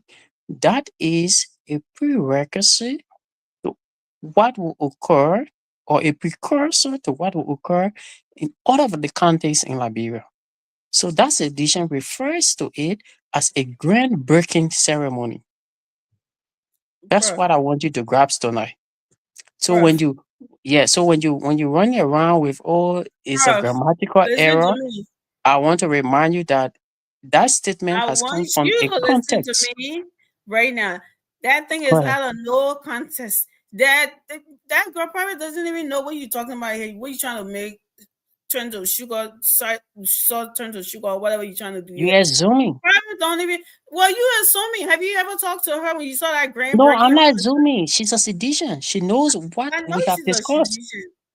She knows what we have discussed. She knows the mandate.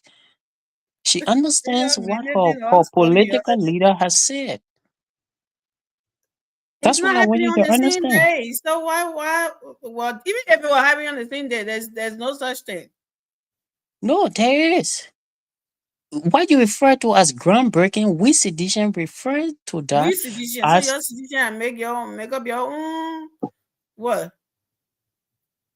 what I don't know. It says sedition make our own. What? You What you said mean? we sedition. So you're not make up your own Yeah, yeah. grammar and something. We consider that as a groundbreaking of our party headquarters in all of the counties.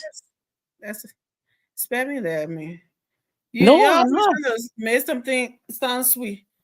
Y'all No, don't know but how to spell. that's the, no, But that's the y'all reality. went to protest there enough or enough. They said, "Boy, I can't lie."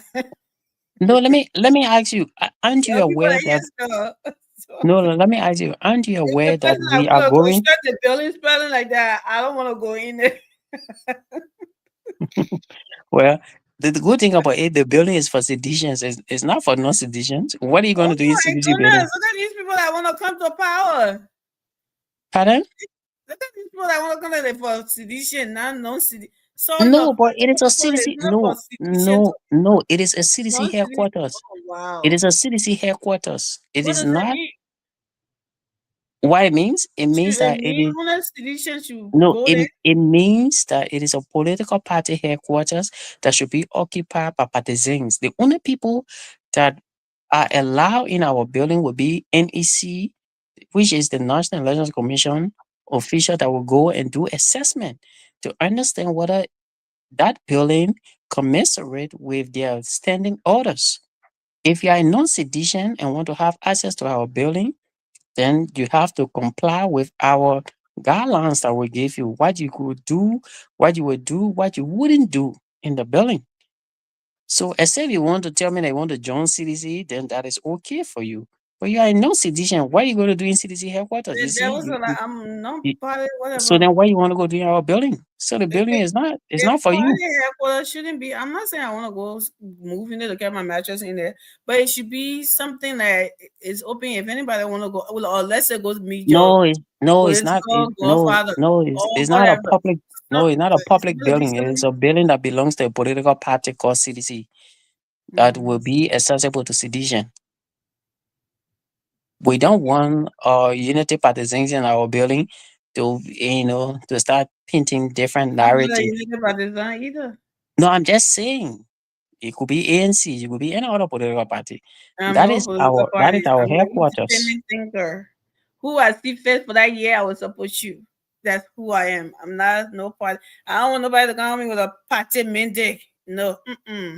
So what you want to go do in our building? I'm a Liberian and I care for Liberia. That's it. You know, And if you care for then if when you your care for party say I'm gonna bring a budget, every fair blueprint. what he But let's says, move on. budget Let's before move on. The budget. the budget So for our let's building. yeah.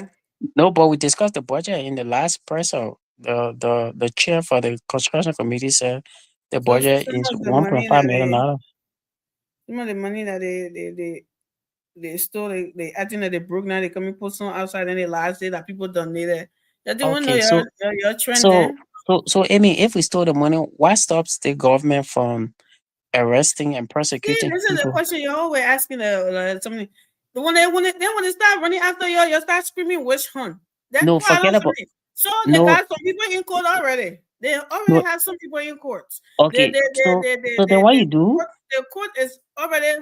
You heard what the president said. You know, heard what the justice minister said about the court system, how over something it is. That's why. No, So no, that's not that an excuse. noise that you're making, you keep making it. Yes, No, yeah. Amy, You make that noise. It says Amy, yeah, you come here. no, Amy is not an The excuse. women they start, oh, they went something. They want to go something. But then when they slow down small, why they can't prosecute it? Why they No, can't prosecute it?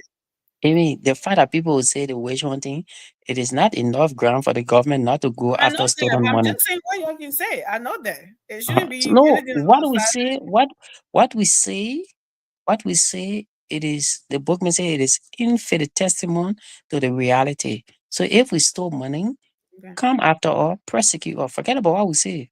Let us face the legal remedies for our action that you have accused of us. But you cannot say citizens stole money, they're using the stolen money to be party headquarters, and you have got the power and you I fail don't to have any problem. persecute them. So you know what you're doing? The You are government aiding has and power. abetting. Hmm? The government has power. You know what you're doing when you're sitting on this platform, right? And protecting thieves and saying they are witch hunting them. Instead of you saying, okay, let the investigation goes on, let it let's see what happened. If anything, if they are found guilty, let them send. But then y'all go pay people and put them together to go in the house on the old man and start fainting. Then I say you're somebody. So I what are never you told you doing? that. No, I never told you the witch hunting anybody. So No, yes, y'all Emmy. will say yes. So what are you No, talking you about? say no, Emmy say I sit on the platform and say witch hunting. I've been on your platform for I don't know how long, maybe less than a month, but I've never said your government is witch hunting anybody. I've And never used that word. one sedition is all sedition. Hey, yeah, interpreting somebody Oh misspelling right. no, So no, interpret Emmy. that one for the other sedition. No, Emmy. Emmy. What some seditions said, you can't attribute that to me. Oh, I tell you, you're interpreting what seditions meant when they write something. What But it meant. no, You know but about what you. no, but Let's Emmy, move on, man. I'm an integral part of the party. I am I'm part of the messaging of the You know party. So what? I'm saying that message has been approved. That's what I'm saying to you. I'm not talking about somebody say wish hunt. I'm talking about somebody who say it is a groundbreaking of our Okay, party headquarters across the country. That's what I'm saying to you.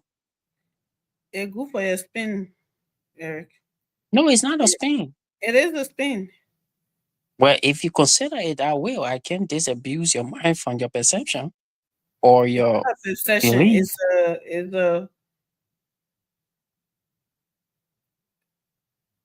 It's the reality. It's not perception. But anyway, let's move on. Oh. So, Eric, I was just talking about this.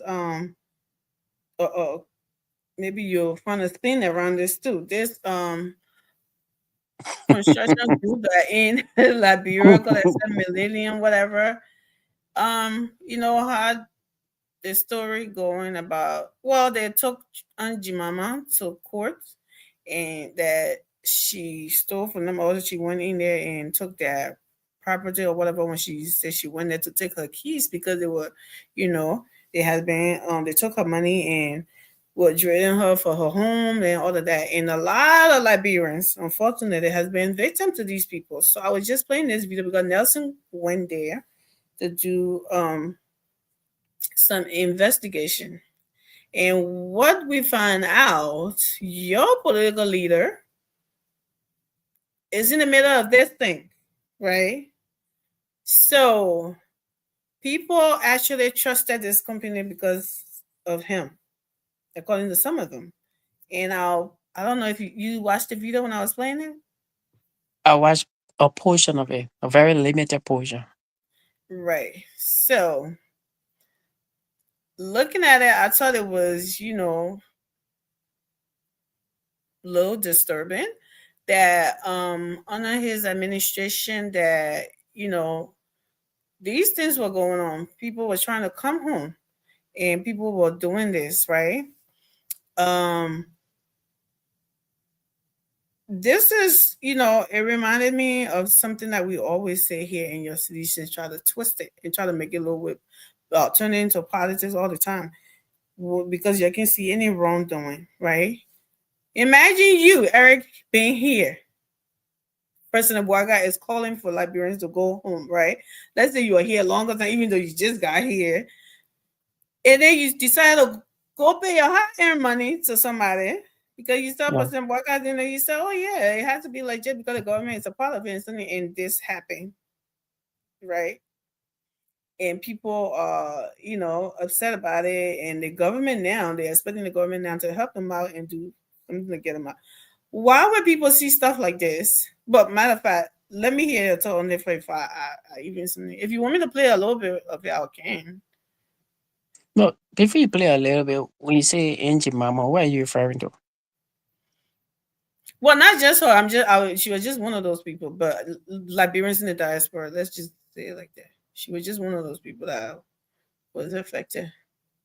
Chimama Wolokoli, something like that. Oh, okay.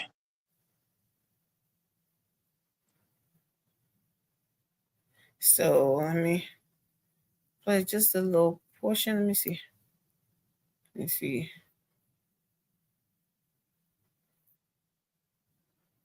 All calculated in that. But how did it get to that point where maybe the Dwazon Township now started to request that you guys should leave their land? One day we were just sitting here, we saw the whole group of guys coming around, say the land for them. And then they called us to a meeting. We went to the meeting to Justice Ministry, and then all these land deed paper came out that the land original owner were the Dwazon people. And they gave it to the military to use it as a training ground. And then Ellen decided, I guess, that they were going to take part of it to make it commercial. So now Abdullah, this developer, is supposed to pay the Dwazon people for the land, which he didn't do. So because he didn't pay the Dwazon people, and then everything went down on her, so they decided that they wanted the land back. So we had to rebuy the land from the Dwazon people. I had to get in $2,200 after paying for the property. You have to give extra $2,000 to the Dwazon people for half a lot. So this entire property is situated on half a lot. I think so. Half a lot. It's not a whole lot. It's too small. It's half a lot. What do you want to say finally, just before we talk to the next person? It is, I know this present government might say it was the previous government that did all the negotiation and they don't have anything to do with it, but government is continuation. Where the person stops and fails, you pick it up and you run with it. This project should have been President Weah's legacy if they had done it too much. His name is coming up? Yes. You mean that he was part of this whole deal? He might not like it. If he wants to talk to me, no problem. I'll tell him. Mohammed Abdullah told me about him too. Now, a month ago, a fellow by the name of Pepsi Yeke came here and said all the houses, 16 of them is his. You mean Pepsi Yeke? Pepsi Yeke. Up close and personal. He and I told him he can own anything here, but this particular one in the fence, he can't touch. But on what grounds did he claim 16 of the housing units? He said he paid Mohammed 300,000. So I would really like to know what job he was doing to own 30 units here. So he came in and putting stop work to Eric. He brought a Lebanese guy and was trying to own, and we really caused noise. That how come he left? But he still started breaking into some and say it's his. And the whole thing is a mess. So I hope President Bouaka. Yeah. Go ahead, Eric. Yeah, the first thing is, let's try to Welcome, you guys. unpack who is Jemama Wodokwadi. That's not Jemama- Jimama speaking. Leave Jimama out of it. Let's talk about these diaspora in Liberia. But you referenced Jemama Wodokwadi. You said Jemama Wodokwadi. I said she's one of the people involved with that. Okay, so then we referenced the lady who spoke. The lady said this process started on Ellen Johnson Sirleaf. That's not what So she said. what did she said say? The land. Yeah, but that's the land we're Why some discussing. people give the land for a military training or whatever? And On Ellen Johnson. Yeah. But they did something, and I guess it end up in the government. So you see, Yeah. government. So government is continuity. So if the land was given to the government of Liberia to be used by the armed forces of Liberia and the CDC took over, the CDC respects that agreement and continue from that point. So that's something you have to understand. So this is not a CDC doing. It is a citizen inheritance. And one thing that the speaker said, even though you said that's not Jemima speaking, but one thing the speaker said was government is continuity. So Bwaka cannot say, oh, that Joria, oh, that Eddie, no. It is incumbent upon him as the CRC, the commander in chief, to do what we call due diligence. That's why projects that were initiated by President Weah, that Joe Bwaka is now commissioning and claiming, when we say, oh, the city president know that government project, government are continuity, we don't care about what who did it. So the fact that he can claim project, he must also be able to claim liabilities. So we can be bashing on George Weah and on Ellen. The buck is now on the lap of Joseph Yema Bwaka to do the honorable thing and give the people justice. If they pay the money to they didn't pay the money to CDC, they paid the money to the government of Liberia for whatever. No, I don't care how you shake your head, that's the fact. Right now, anybody who pays taxes, they're not paying it to Unity Party, they're paying it to the government of Liberia. They Oh, don't you see mean Unity Party. taxes? Pardon? You mean taxes? I'm just saying. Oh, okay. I taxes. think you're talking about buying the property from. No, but if you're buying property from the government of Liberia, you don't be buying it from Unity Party, you be buying it from the government of Liberia, I know regardless that. of the regime. That's how it works. Unity Party name will not be on that D or on that list. It will be the government of Liberia versus this.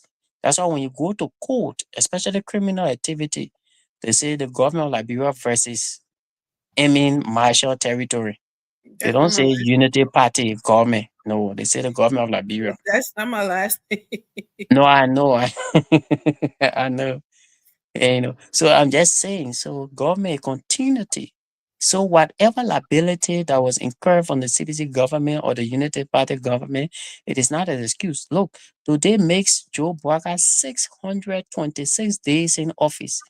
You can't keep going back to, oh, Joe. We're done with that. You should have dealt with that in the first 100 days, 200 days, 300 days, 400 days, 500 days. We in 626 days. You still talking about Joe. It does not make sense. Government's continuity. Just as Thank you. George Weah left purchase for you that you are dedicating today and claiming, you should also be able to claim liability from the previous government and settle those things. That's why Thank you see you. debt. When the international community gave you debt, they didn't say we give debt to the Unity Party government. They say they give debt to the government of Liberia. And then government that takes over will pay the debt. That's how Thank it you. works. So maybe Eric, you're not understanding the whole thing here. When government is continuity, we know that, right? But government is not going after a crooked deal that was done by the president. This groundbreaking, this is not a government project. This is an individual, a businessman, according to that came into Liberia, doing business, calling himself a construction company. How did this land end up in his hand that was supposed to be used for government projects? And President Weah was there breaking ground with him. You heard what she said, Pepsi, you get coming that claiming 15 or those something when the people can't even get that land. And you talking about government. You think we don't know how government business work? This is not a government project. This was an individual calling himself a businessman. These people got encouraged because they saw President Weah going that they just didn't want to start a thing over because it's a long video. They saw President Weah being a part of this. That's why they got encouraged and something, but it turned out to be a scam. That's the whole thing. It's not a government initiative or project or something. Maybe the land was supposed to be used for that purpose. Hi, in an individual hand, yes, this is President Bwaka's a government a project to investigate, to come and try to give these people justice, to investigate how that land end up in an individual hand and what he's doing to those people. But it's not a government project that somebody trying to escape Oh, but from then or trying that to means you take have the made it even government clearer, down Amy. or something. So just so you know. No, But but I'll Amy, come back to you. Let's go to Ray. no, but Amy, no, Amy, 1 minute for you to do it. But No, if you'll that come what you back. saying, We'll come back to you. oh, okay, no problem. Amy, how you doing, Eric? Welcome, you guys. What's up, bro? Yeah, man, I got the cool, man. I got the. So look,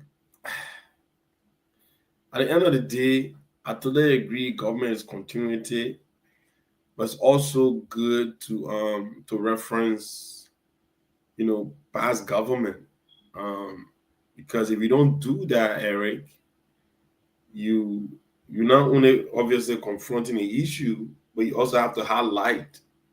You know what I mean? It's not like you're trying to um turn your back on responsibility. Whatever happened under The Madame genesis Salih, of it, yeah. Joia made a considerable effort to not bring some of those ills to light because you're compromised by Madame Salih. We all know that. You know what I mean? So all the things that happened to get him to power, he just literally would not say anything about Madame Salih, including the 17 million US Labrador that were printed. When Joey has said that there was no money, they keep going back and forth, and Madame Salih actually out the comments, I left enough money, you know. And that's one thing that up to today's day, I still sit there and just caution. I say, there's not a former president that left the country. She was right in the country when all these things are going down. But nobody made any effort to even, even ask her a question. So that was it for me. So what is happening here? I'm not even going to go into in depth with this, Amy, because I think it's just a waste of time, to be quite honest. We have not done enough to protect investors in our country. And that is not even like you can go across. We can talk about this new Liberian starting from Madame Salih. We can't even protect our own citizens. You know what I mean? No, for real. Like this is not CDC problem. This is not Unity Party problem. This is Liberal problem. I mean, look at that property.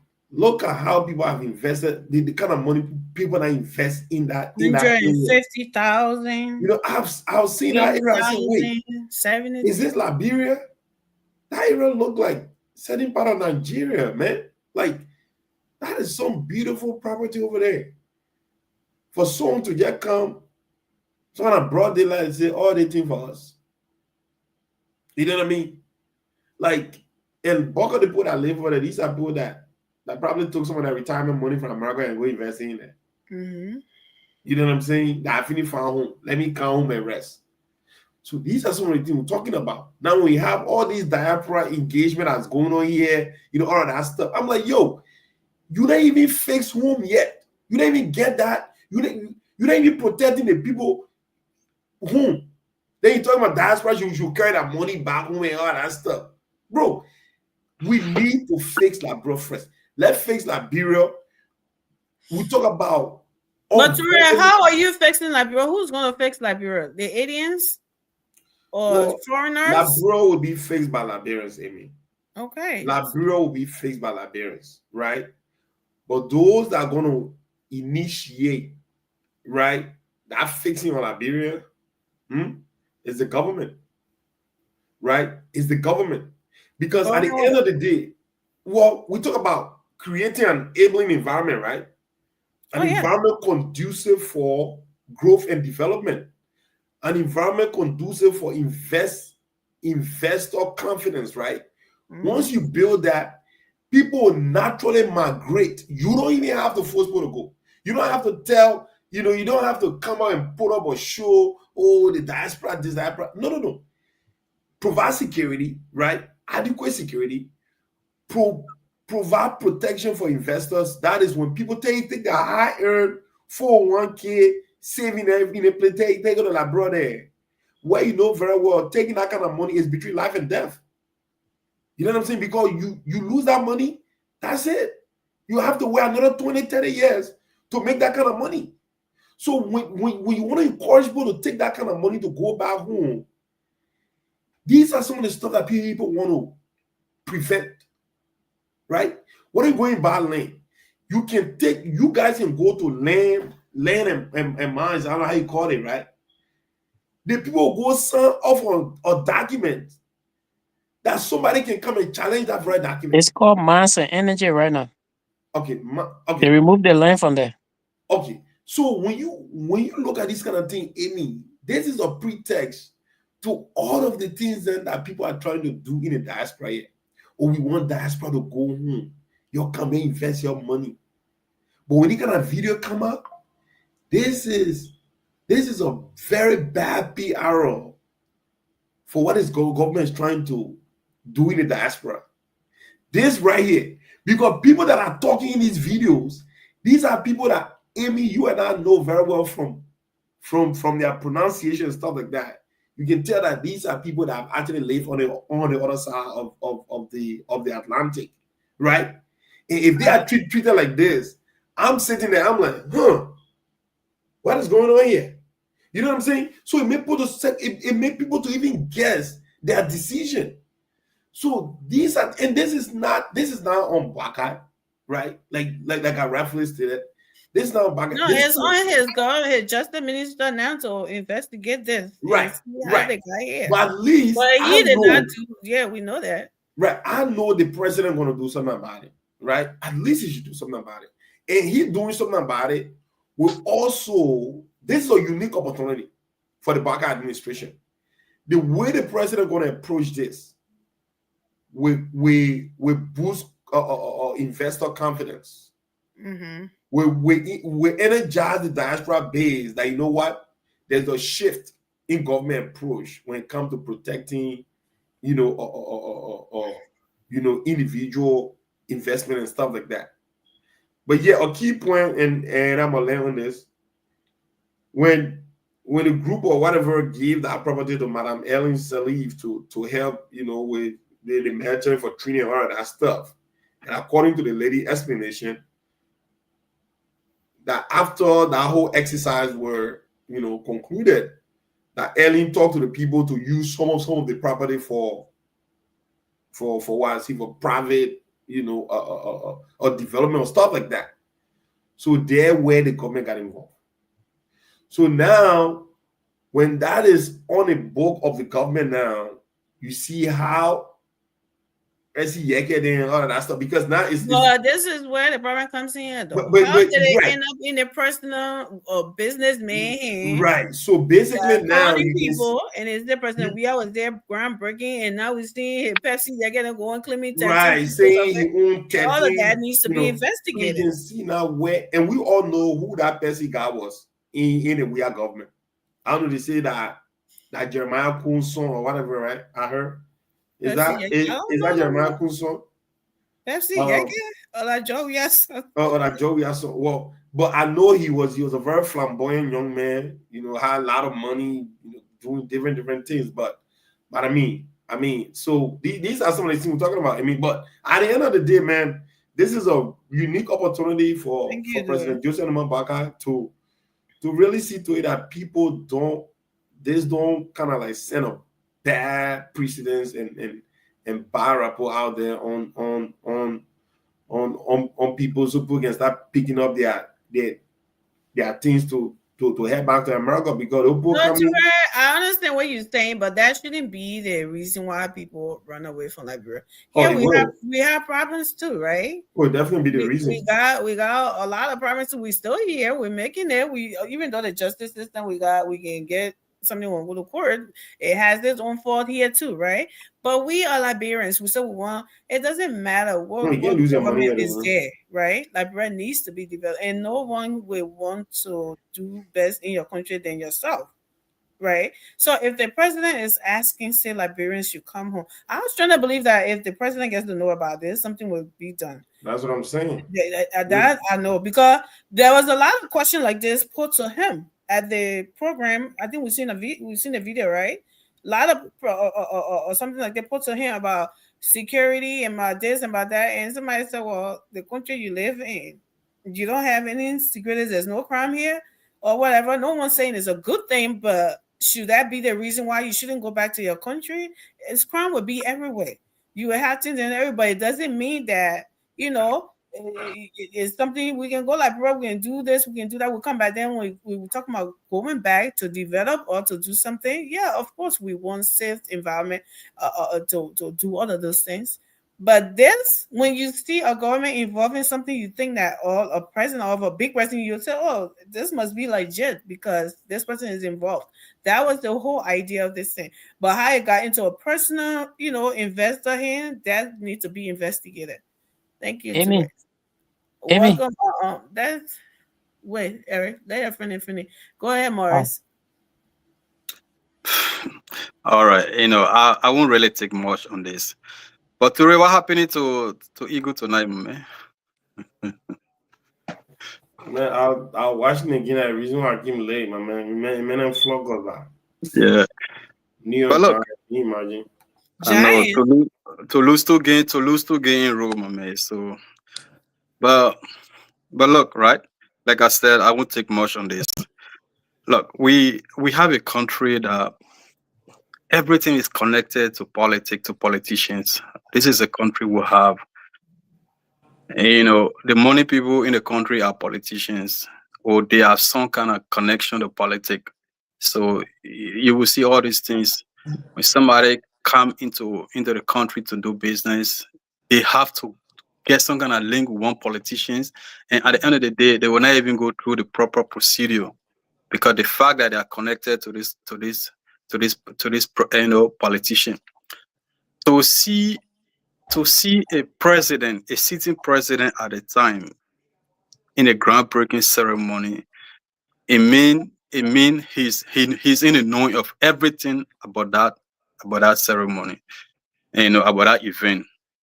So for somebody to say, oh, the president, he should be in the knowing of everything, So on the aspect of the government, right? This is a sad thing about Liberia. This is not just this government, it's government in, government out. When they come to power, they do reckless contract, they sign reckless contract.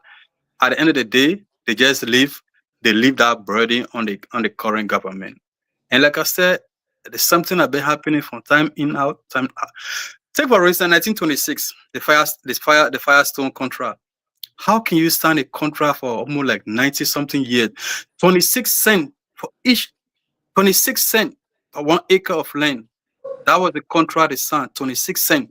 Imagine that, 1926 up to now. During Madam Salif time, we learned that there was 66 contract that it didn't pass through the right procedure. Other people refer as bogus contract. And guess what?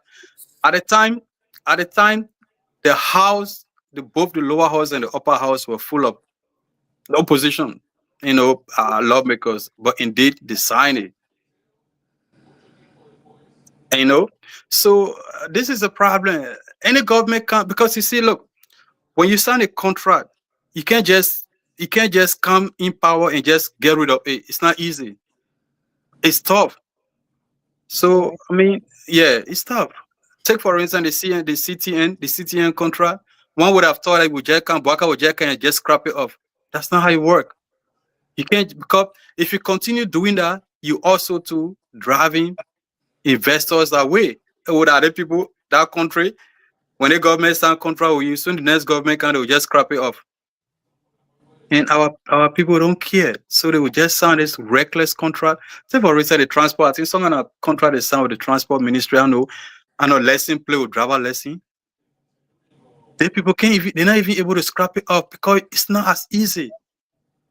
So like I said, I won't take much on this. It's just a country that will have the president, a sitting president, to be at the groundbreaking ceremony. He should be in the know of everything that's happening. So I'll just leave it right there. Thank you. He knows, Morris, because one of the bad boy going there to claim hold 15 houses, 13 or 15 houses. I mean, Pepsi, again, the lady, you heard her, people have to disturb, like, you're not taking my house, you're not doing the one before he left. They know about it. They know. Welcome, Mr. Davis. Let's hear you. Thank you. That was on my mind. No. We're talking about the house, but The housing in Liberia? Your house business in Liberia? Yeah. Yeah, well, anyway, let me get through It was life. a different following the show. Huh? Mr. Davis, were I you think it's a following different the following the show? show. Mr. Davis, I don't think you're following the show. I was not following. I was not following. That major girl I want in mind. Yeah, that girl. That I freestyle. was following, but let me say something. I just want to throw light on it when you said the president said everybody should come home to come develop all the one there. Look, Liberia is not a joking country, but some people in Liberia are taking Liberia to be for fun. The government, you want people to go on, you want people to go invest. You see, one Peter do selling land to 10-15%. Then Peter do passing around, you're not even locking him up in jail. Yeah. So how can I go invest after buying land from Peter to maybe 10,000? Then you sold it to another person for 5,000, 8,000, get that then 5 or 6 person for one land. Then Peter do walking freely. Then you get lawyer behind him, you get paper with here. Can you believe it? So most of the things we need to put stop to it. If the government want Liberians to go buy home, or people want Liberians that outside to go buy home to invest in a country, you gotta do away with all those stuff, croaking people, taking people money, then the person parade in the street. That person should be locked for lifetime. You're not supposed to even be on the street. So you can say another land into somebody that not belong to you. So most of the thing I look at it, people come back home, not that we don't want to go back home. Like example, I told you, I bought car at $600, I sell it back home, I paid $3,000 for it. The government said $5,000, but I ended up paying $3,100. For what? I don't know. All that calculation, I couldn't even get over it. Is this the way to call me to come back home? To corrupt me? And the government, that was not individual. It was LRA. I get the paper where everything, you cannot buy something $5,000 as you say, then somebody pay $3,100 for it. So, Mr. Davis, if you decide to stay in America because you feel that your country has problem, when is this problem going to be over? Or who's going to make this problem to go away? They want military government take over, and everything the man say that's how will go home. But when politicians are there, causing one another, they're not the best time for development, sir. Because they're just taking the money. Like what some people are looking at it, who are looking at it the other way. They say our country, their country this, but the problem here is they say America can't get to Liberia. How much you want America to get to Liberia when your own state you can't get to your own country? Representatives and senators are making $15,000-$16,000 during any Georgia town, and some ministers are to make $25,000 or some more $1,000. You're not giving it to your country, but you're giving America where the ministers are making less than that to give to you. It's wrong. Even China is depending on that minister, they're not making that amount. But you want the people to give you that money, then you invest it, you put it in your pocket, then you and your children can Euro for vacation. When they say agriculture break, if our president in our country give all the representatives they pick up for 6 years, nobody is going to ride a good car. You're going to get pick up truck. You need to make fun. And it's a challenge that all body must bring 20 bag of rest. You don't bring 20 bag of rest or up to 50 bag of rest, will kick you out of that place. I will run campaign against as president, I will go run campaign your district and remove you. Wow. Yes.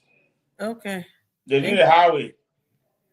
So let's try to move on to from last night, the police case that we were on. Amy, just before we go to the police, I just want to weigh in a conversation that just 30 seconds. Thank you. When you said that President Bouaga is not aware, I just wanted to remind you from an authoritative standpoint, because I briefly work at the Ministry of State. And at the Ministry of State, there are 3 officials. There are actually 4, but I would say 3, who has that authority to meet the president every morning when he comes to work. That is, the national security advisor must be able to brief the president about the Mhm. security situation in the country. The president legal advisor must be able to brief the president about Mhm. legal activities within the country. And then you have the press secretary. The role of the press secretary is to collect all information in the media, newspaper, radio, talk show, um, online platform, whatever that is being discussed. That press secretary must be able to abreast the president with key happenings. Mr. President, this is what the media is saying. Mr. President, this is what is being reported. Mr. President, this is what the Liberian people, they have voiced out. And the last president that I left out is the economy advisor to talk about the economy of the country before the Mhm. president can begin his day. So those 4 people must be able to abreast the president. So the fact that you say that you aiming / martial territory have got access to the information, and you're claiming that the president is ignorant of it, that means that the press secretary has dropped the ball, because it is the role of the press secretary to abreast the president with all of these happenings, to give what they in general they call a snippet of what is being discussed, so that the president can be informed to take an informed decision. So we cannot excuse or exempt the president to say the president is ignorant of what happened in the Niger territory.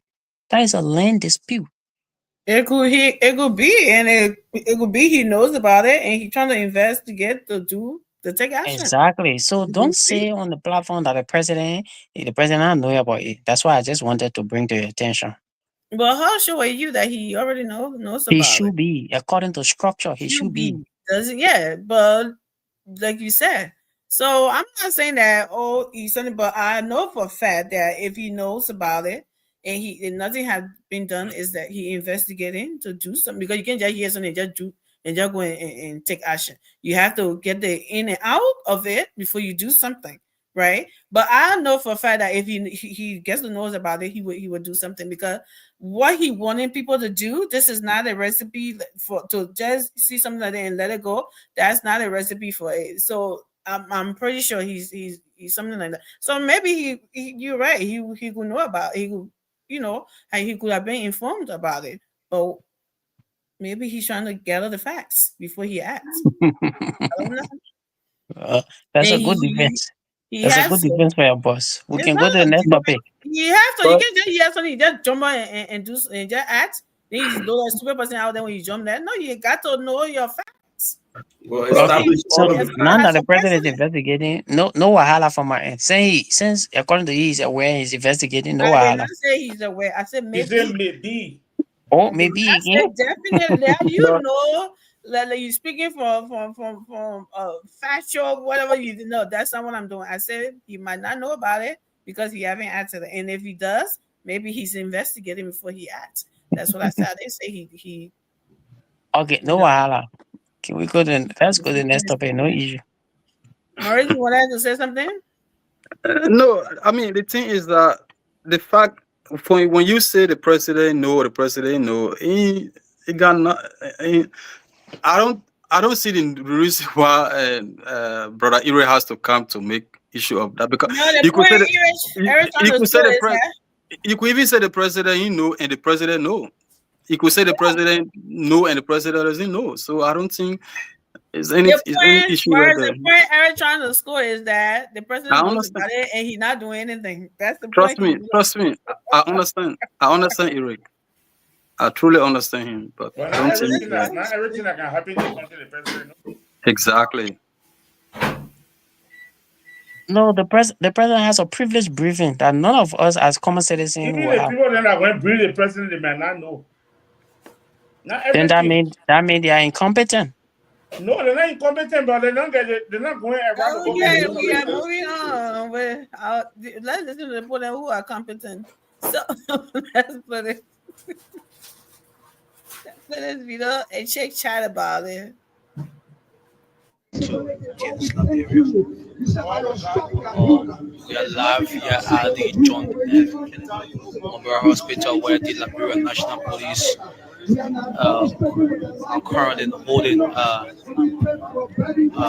Kenneth Lavagio here of those three severe wounded officers was stabbed multiple times. A surveillance yesterday in the Coconut Inn. Thank you for our faith. We are here in numbers, knowing that God, we know you are in control, and we know God is possible that our desire will be accomplished in the name of Jesus. We want to thank you, we glorify you, God. We give you the time that you be exalted, Jesus. We you, oh God, we know no one, but you are the God of impossibility. We thank you for making the eyes be visible of the levels of the LSD, our men. That's what I live in cycle. You have to change more than a cycle. Hello. Yeah, that's when a cycle for. That you keep us safe. We thank you that no weapon formed against us will prosper in the name of Jesus. Okay. So I'll keep my thoughts for last. But first thing,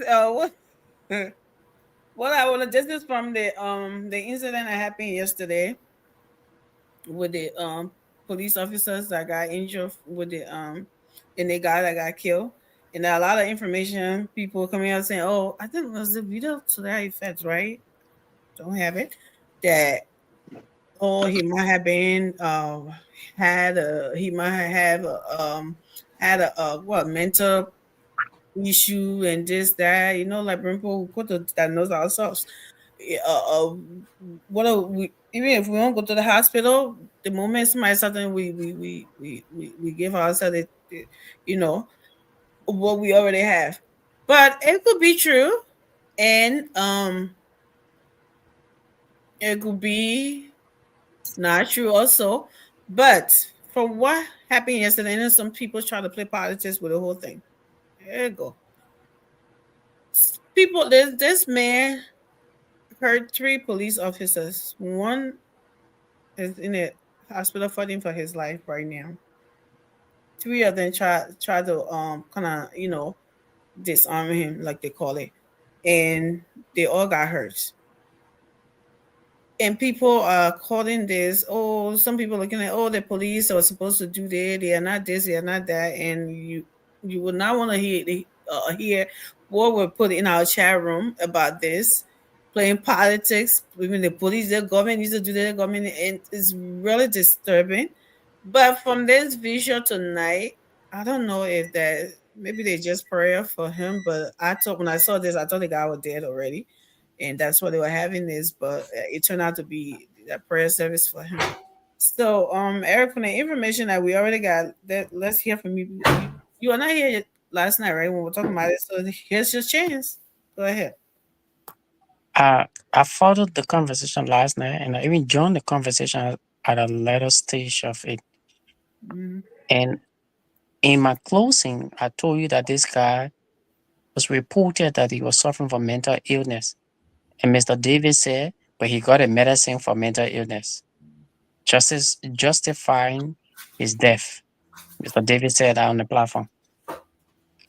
But this is what I would say. The police, they shot this guy 7 times. Point blank. In fact, if you watch the video, somebody said shoot him. Mhm. But a bad drop of that is that it was the family member of this guy who called the police and said, look, our relative has mental challenge. He has an object in his hand, a knife, cutlass, or whatever, and he's threatening to harm people. We're calling you to disarm him and ensure the safety of all of us. The police went with the knowledge that the man has mental problem. And I also told you last night on the show that an expert witness, who was the former Minister of Education, George Wendell, did a post confirming that he he knew this guy for the last decade. And this guy was a very calm gentleman. But at a later stage of his life, like 2, 3 years ago, he started to experience mental breakdown. Malaria climbed to his brain and other things. So he started behaving funny. And eventually, what occurred 2 nights ago or a night ago, led to his unfortunate death. Now, here's the issue. The police got a call from the family member informing them of the circumstances of this victim today. What should have the police done? The reason the police can go for training is to orientate them about these circumstances dealing with mental people. There's a law in our country that when you are crazy, let me use that brain way. When you're crazy, you don't go to the court. Because the law says you must be in your mental stability before you can appear at the court. So if you have a mental breakdown, even in the US here, if you want to say the man is mentally thing, they can carry to psychiatric home. They don't waste their time to carry to court. Yeah, The they same do. law, pardon? Yeah, they do. Like a lawyer going to plead that Exactly. Once it is proven, insanity. yeah, good, they do that. The same law applies to Liberia. So the police were in the know that the man has mental problem. And what did they do when they went to the scene? They begin to shoot. And even if you look at the footage that is available on Facebook, which I can send to you if you claim you don't have it. Eric, let me get this straight. The police just got to the scene and they just begin to shoot, according to you. That's what happened? I'm saying to you that CDC. the police were informed about I this got that man. part. But you said that when they got there, already knew this man had a mental problem. And they They got to the knew scene from and the began to shoot. no, the current police director, he's always good at bringing call log. Why is he not brought call log for this guy? Nobody always good. disputing the fact that they called. That's not a thing I'm asking No, you. I'm You said when saying, they got to the scene, they the began call to start law. shooting. No, But what I I'm asked saying, you, when they no, got Amy, on the scene, did they just start shooting? what I'm saying to you is that the caller will authenticate what was said on the call. My issue is not just about the call; it's about what was said on the call. So they knew if you are coming to a mentally deranged person, you know that you're not coming to shoot for death or to shoot to kill. The police, they got pepper spray. They got what insecurity they got tranquilizer or whatever they call it. They got options that they should have used. All that right. In Liberia, they ain't get tear gas. They get tear gas in Liberia. They get pepper spray in Liberia. They get all kinds of things that they could use. Right? They did not use any of the options. What they did was they discharged live bullets. 7 of the live bullets went into this man's body. But this is what I'm And asking you, then, not answering you. where your question? My question is, did the police just get on the scene and start shooting this mentally ill person, according to you? Because the doctor, we are not seeing any doctor something that this man was mentally something. It could be a family member diagnosing him or neighbors, which is still, that's not a problem. But you said they just got on the scene and started shooting. What I'm saying Is to that you what really is that, happened, Eric? no, Because we know yeah, of four policemen, one or two in the hospital fighting for their lives right now.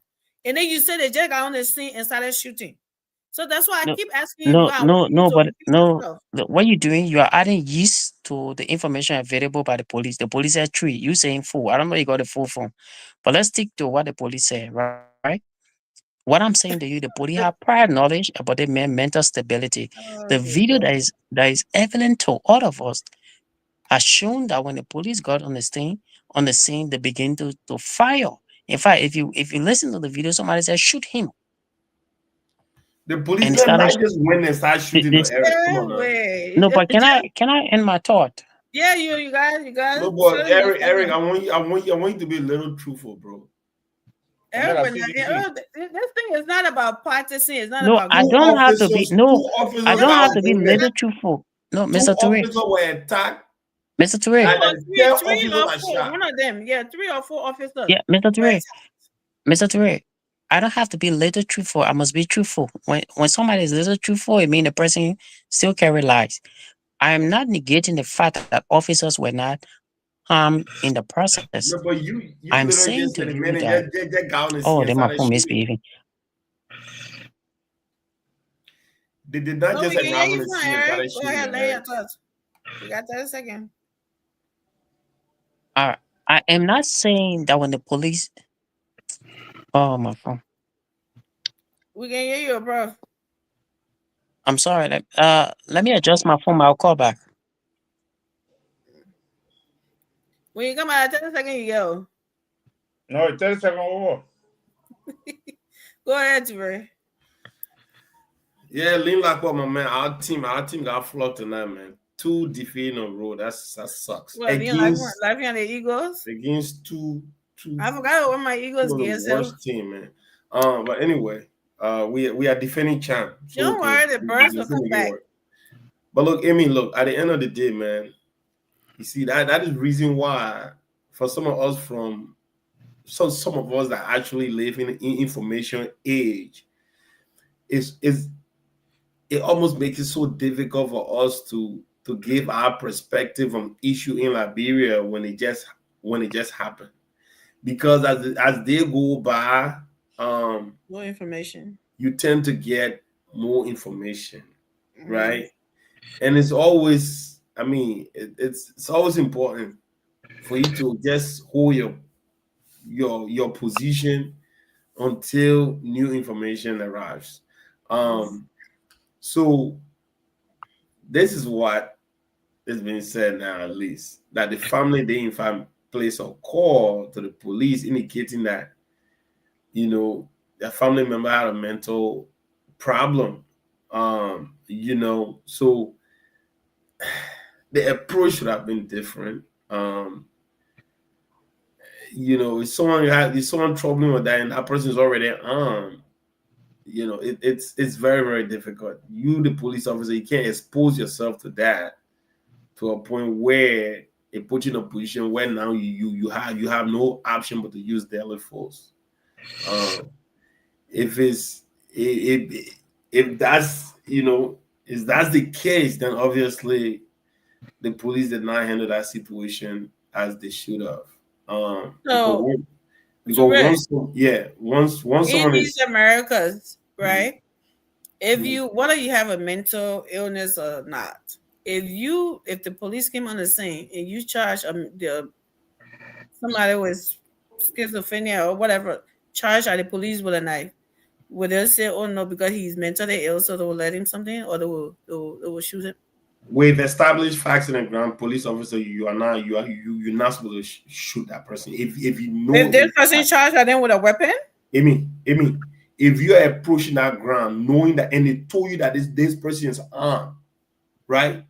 You need to approach that scene. We're not talking about. I'm talking about what we see here. I'm not talking about That's what I'm saying. But you have to be available in front of the person for the person to charge up against you, though, right? I'm talking about, let's say somebody call the police, say, look, 365th Avenue, you know, house, blah, blah, blah. There is a mental, you know, individual in this house. The person is armed, whether the person got gun or knife. But the person is armed. Okay. You, the officer, you approach that area having that knowledge that you know that there's an imminent threat or danger right there. You know what I'm saying? Right. But what we were believed, or at least what we were made to believe yesterday, was that this person just randomly attacked the officers without knowing that, in fact, this individual would deal with mental illness. You know what I mean? Mental illness did not come to the discourse yesterday, and the IG well, did let's not get this mention straight. that yesterday. The IG did not. This mental illness something has not been something about a doctor diagnosed. Is our Liberian thing. because the Well, person but acting erratically. So yeah, the person crazy. Something no, going on. but if the family made that phone call to the police, then obviously you have to go with what the family are saying. Mhm. You know what I mean? Because they live with the person. If they know that the person is there and the family made that call, then obviously that is a different approach. I mean, so look, there's so many ways that they could use to I don't know whether the officer have all of these support system or at least equipment to be able to do these things.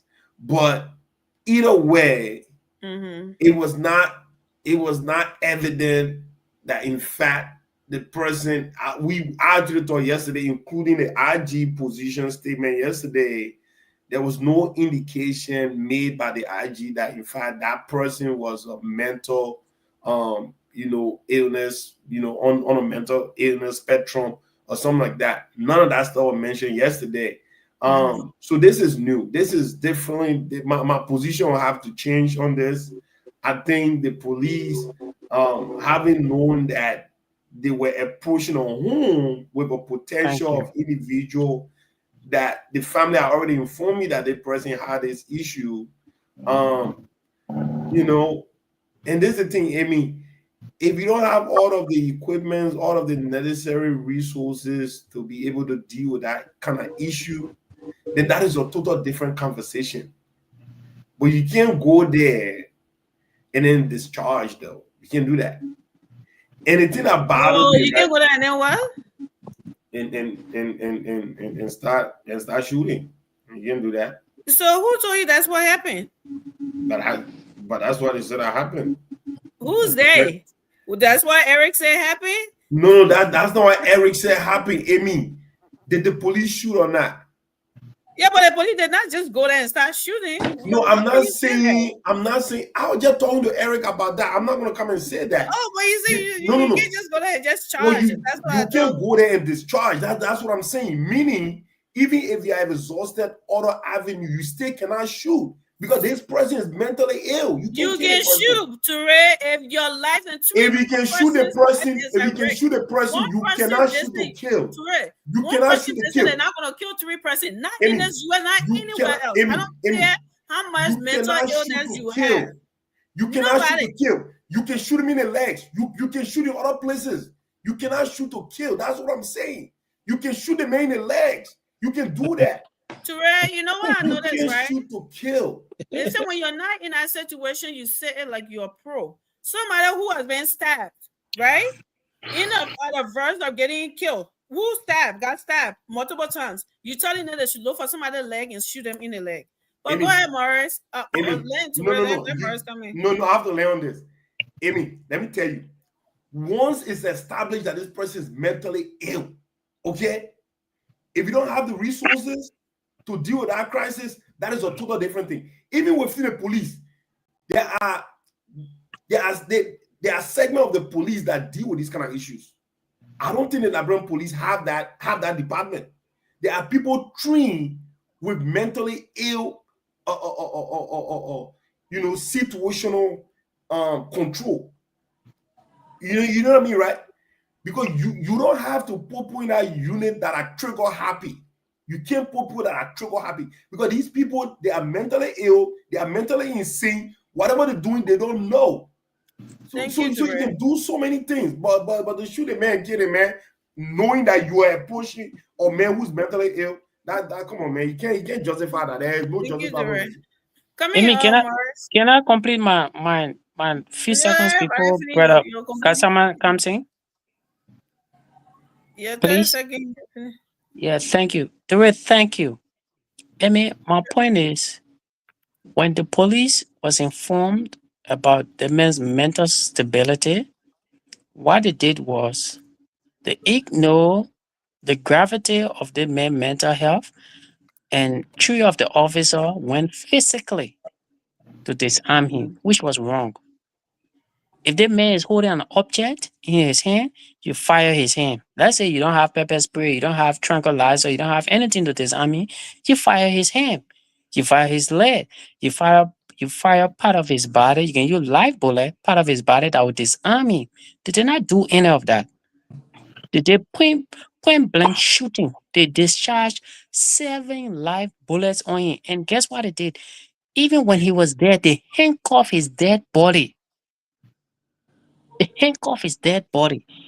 There's no candlelight for this victim. There's no candlelight for the guy who was killed by a taxi driver who was a police officer. They didn't do candlelight for that man, but they're doing candlelight for victim of a mentally deranged person that they killed. Why justify that? These are things the U.S. State Department can document in the Human Rights Report, and they can withhold arm to the country. The reason police can go through training is to tell you about these kind of circumstances that will arise. So what happened to the training?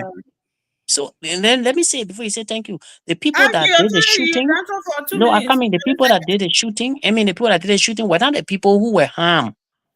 It was the people. It was the other officers who were standing watching the scene. They're the one did the shooting. It doesn't matter. No, it does matter. No, What it matter doesn't is that you were in the know. I mean, if the guy was your brother, you'll not say this. I can guarantee you, you'll not say this on the platform. If my brother got 3% life at risk, if they Amy, can kill your him. family member called the police to say our brother got mental problem. He has an object in him. Police, please come to help us contain him. And the police You are came just and giving started a shooting they say him. something of the whole situation here. You don't. It's not a they You say. explain the story like you were right on the scene. The police No, went there. Amy, it's not a they say. The police has not refuted this claim. And the police. Okay, so that means because they are not. When did you hear there's something? Today I on told you social it media. last night on the Even show. the sister. Oh no, that was the sister. What is the sister? Ture, Nobody Ture, didn't I say the thing on the show last night when I was talking? Something. Go ahead, Morris. Ture, didn't I say on the show last night when I was talking? Look, I did. Look, nobody deserve to die. But insecurity, anybody can be threat. Anybody can be of threat. Whether that crazy male, that sound male, anybody can be threat. That's just the principle insecurity. Look, the police has mentions of applying forces. Thank you. Baba forces, what type of forces they have that right to apply those type of forces. If they apply the forces wrongly at a particular time, the court can decide that, or the they got division in the police will determine that. Yeah. Even in America, yeah, when you call the police, you say my life in threat, my life at threat, or somebody and my life is in danger, whatever way, when you call the police, the manner in which the police will come, it will be different. We all know that. The police not coming smiling, no. When you call that my life is in, look, if a crazy man walk in the store or walk in the house with a gun, with a knife, you think because he crazy, he putting people alive, they will not come smiling to that crazy man because he crazy man. And somebody saying that they're supposed to shoot the man in the leg. You can shoot somebody in the leg, the person die. It's not the same thing. You can even use baton and knock somebody hit, that person can fall there and die. So the argument, to say, oh, you can shoot the person in the person's leg, you can't shoot the person for the person to die. When you shoot the person, I'm not saying that the police was right to shoot. That's not what I'm saying. But I don't know the condition at the time the police got there, what they saw, what they met, what type of force they think was necessary for them to apply. The police apply that force. So for you to suggest that the police not supposed to shoot at all because the person is crazy man, no, a crazy man can be of threat. A crazy man not supposed to kill somebody because he's crazy. It's not. But you know, and the reason why sometimes we hold this perception about the police, because over time we have made the police to be exclusive property of a regime at a point in time. And they are 7-7. They are not. Yeah. When Madam Saleh for in power, we refer to the police as Madam Saleh police. So everything went against the police. When President Weah came to power, we refer to the police as Weah police and now Baka police. But the police is just the police. It's just the police. We should consider the police as people there to protect the life and property. That's the essence of the police. But sometimes we hold a perception because of our political view. So we don't see the other way. But look, nobody deserves to die. No. If a crazy man come to me to kill me because a crazy man, if I got a music kill, I will kill you. That for sure. You have to I go can't let to first. I can't let you kill my wife and my children because you're crazy man. No way. I'm not saying that nobody deserves to die, like I said. But the police, the force, they think it was necessary for them to apply. They apply that force. If that force was applied wrongly, the court would determine that, or the division are responsible for that would determine that. Absolutely. I give it back to you. Thank you, Morris. And you are right. The court. That's why every time, even here, whenever, even if it was done, if they had a justifiable reason for doing it, they still do an investigation to see what happened and how it happened and all of that. And the fact that we would sit here and say because this person they call and they said the person had a mental issue, so 3% down, wounded. So that means because the person there was a call that the person was mental, so they shouldn't have done that to the person. Shoot the person in the leg. How you know that they can either shoot somebody in the leg or in the hand and something? You can say stuff like that. The man was a threat. He tried to hurt 3%. One person fighting for that life right now. So what if that person died? You'll say, oh, because the crazy man or not something. So you rather 3% die to save one person because they said they got mental problem.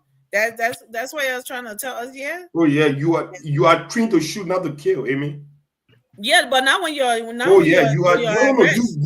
asked a question. I'm telling you, the three people that are winner. I'm telling you, the three people that are winner are police officer, not the residents who call. The three people that are winner are police officer, not the residents.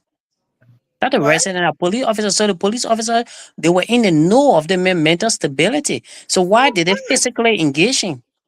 When they should have done it from distance, what happened to the training? Man, This is what I'm saying. You gotta let people talk to you, Eric. This person, if he was a threat to other people, that's why they call the cops. If he wasn't a threat to those people, they would not call the cops. And when they got there, they didn't just call them to go Merrimack.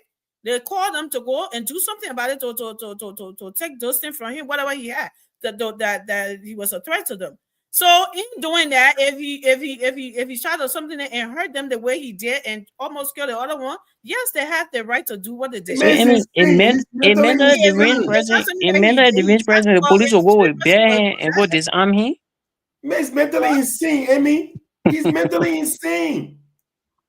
So, Terrell, you're telling me mentally insane, so people must die because somebody mentally insane? No, I'm saying that Morris was trying to give an example like a crazy man enter a store. He's crazy. He's got there with absolute nobody being aware of that man approaching that vicinity. But you, a police officer, you are being called to go to a home that is a mentally deranged individual there with a weapon. Your approach should be different. That's what I'm saying.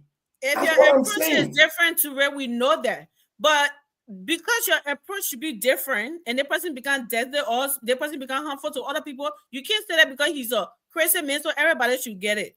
That's what I'm saying. Nobody said that you just go there and open fire and start shooting him, and that's not what they did. They tried to do what they were doing before he began a threat, and they're talking that. So why aren't you understanding that? Because he's mentally so. He should get away with hurting everybody and killing everybody because he's mentally ill. He's the life is the only thing that matters. Other people's life don't matter. You gotta be strategic about it. Where in these US of A, they can call people for mental ill people and they kill them when they get out of control. So what are you talking about in a place like that? They don't even have those resources to raise. Come on, man. I said that, Amy. I said that. I acknowledge that. I said maybe the police don't have you acknowledging that and you start blaming the police for what happened. Two things can be right. Before. Two things can be right. When somebody is armed with a gun or knife, you don't expose yourself to that person. Will you? How do you know that's what happened? You don't do that. Well, I know that's what happened because you were able to hurt two officers. I mean, that's it. That's it. Because you know what, I'm not going to agree with you. You're not agree with me. But go ahead, Mr. Davis. Yeah. The Ture and the Erie man, I let the warn them. You're in America. When the police pull your car over, make nonsense. That 50 bullet you will get. Look. Just make nonsense with your hand in the car. You might not put your hand Not in the crazy dashboard. though. Come on, now you bring an example that don't even make sense. Wait, listen, let me Wait a talk minute, my talking. I'm not mentally deranged. I just told you I got pulled over You're supposed to be yesterday. mentally. The police, listen, when police coming to anybody, whether it's mental, you're not mental, they coming to protect their life too. They're not coming to come down for somebody. No, it will not happen. And you all can remember one reverend used to be in a place called Reverend Dakadu. You all know him? Dakadu was a healing pastor in America here. I think that was Philadelphia. The people called to go heal their son. The man went there to go pray for the man to heal. That boy take knife and took that man died. They called the police. The police went there. They say, we get mental problem. That's exactly what I just said. The person killed somebody already. When the police went there, police had a gun. They told him to put a knife down. He started coming toward the police. Police put how many bullets inside him, you don't know. In America, yeah. They get all the equipment. They get all the pepper spray. They get the chainsaw. That man not take no chainsaw. He took bullet. So when some of y'all talking that kind of thing, police in Liberia, a lot of people say we get mental problems. Do they give you the mental copy of the problem? Do that not give you experience? No. They get one paper that they may get mental problem. They diagnose him because they I think You just diagnose it, or they may get mental problem because they take call out. Yeah, I think they will. Even the people that call the police, are they complaining? No, that's CDC complaining. And all opposition. That's CDC one may issue out of it. They forget to know that in CDC time they kill police people too. Another person kill police man for go or down or something. And police people kill people too. No, but Mr. Jerry, it's not about who kills who and when it happens. What about what happened to Douala during CDC time? You see people body on the ground, people that were not part of the program, they were changing with the Zogo. Zogo had color with them, they were changing with the police people. How many people hold ground out there? They kill people, police people kill people. Why did not run behind the Zogo to catch them with their hand? Why they were using round? And innocent people die in the crossfire. So someone when you're talking 18, you gotta be very, very careful. Whether you crazy, you're not crazy. The police have right. That gunshot I told you was small. You should get 28 or 50. It was small. You were not crazy. If you were crazy, you were not wounded for policeman. And he crazy, he mentally ill, he had a weapon with him. They may have additional weapon on him. He had it. When the police disarmed him with the collars, thinking that they feeling like I took the net and I stabbed the other policeman on the tire. Trying to cut his stomach up, the other policeman now fired him. Actually, that's true. That's what it That's what happened. So someone you're sitting here, you're just giving party. I'm a policy. It's not in my interest. It's not in my interest. It's not something to me. It's not harming me. But you are harming our police officer. Tomorrow, remember, when you go to Liberia, give me tomorrow, you want policemen to guide you. I've seen police you're talking to today. You want them to protect you. When you go to Liberia now, like first thing, somebody knock your door, you call the police. Oh, people rocking our door, your people want to kill. When police come there, police will come and say, oh, the people that want to kill, your please go, yeah. We don't want to shoot. That policeman coming to with shooting, intention of shooting. Getting case or any other thing. So don't say policeman coming. You yourself, you get gun inside the hole, you shoot. You will not say because the man when they breaking the door, you say, wait, let the man break the door before you kill him. No. If the man come inside, you know the man threat to you, you get gun, you shoot. You will not even see the man. Then as I hear you saying, the man will shoot the man hand for what thing? The man will shoot the man finger for what thing? What is shooting the man finger for? Anywhere the bullet taking like it. Thank you, Mr. Davis. In America, George Floyd died. What happened? Wrong information. George Floyd get killed. What happened to the police people? Nothing. They get what they call them the Gangabaga. So when you're in America, yeah, when policemen pull your car, how about the girl with a signal light? Just signal light. Ain't that? Well, thank you now. They said thank you. Thank you. Thank you. Now there's an unfiltered version of it. You got it all. Thank you, Mr. Tim. But it's not about who killed who, so and so time, and this and that. That's life and death we're talking about. But the fact that people will not consider 3 persons on a life because somebody crazy, or according to people, because there's no medical diagnosis that said that he was only in Liberia. Oh, they made crazy because he acting some type of way. Either way, whether you were crazy, you were not crazy. The fact that you were hurting someone, 3 persons, you are hurt 3 persons and trying to kill them. Yes, that's a justifiable reason to get you down. Here and anywhere else. We not see a plenty of time. Go ahead, from there. Welcome. Thank you very much, Amy. I've been listening in the back. Was not planning on coming on the show. Me, that when I give you a chance to go on where you had to go. I was not, but when I heard some of the opinionated folks who, you know, it kind of triggered me a little bit to come up, and I hope we really pay keen attention to exactly what the IG said in his podcast or in his declaration.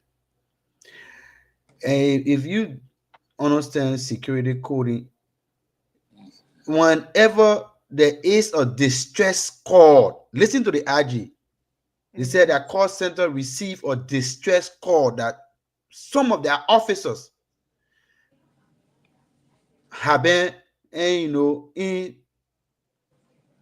a situation that involves 3 times. Yeah, that involve life and death. Distress call is an online word. So the reason why they're going to call for backup when there's a distress call is to come to neutralize the suspect. And in neutralizing the suspect, they're going to look for which are the mental facility you run away from, or why is a mental state. No, because the suspect is a endangerment to society. You see what I'm saying?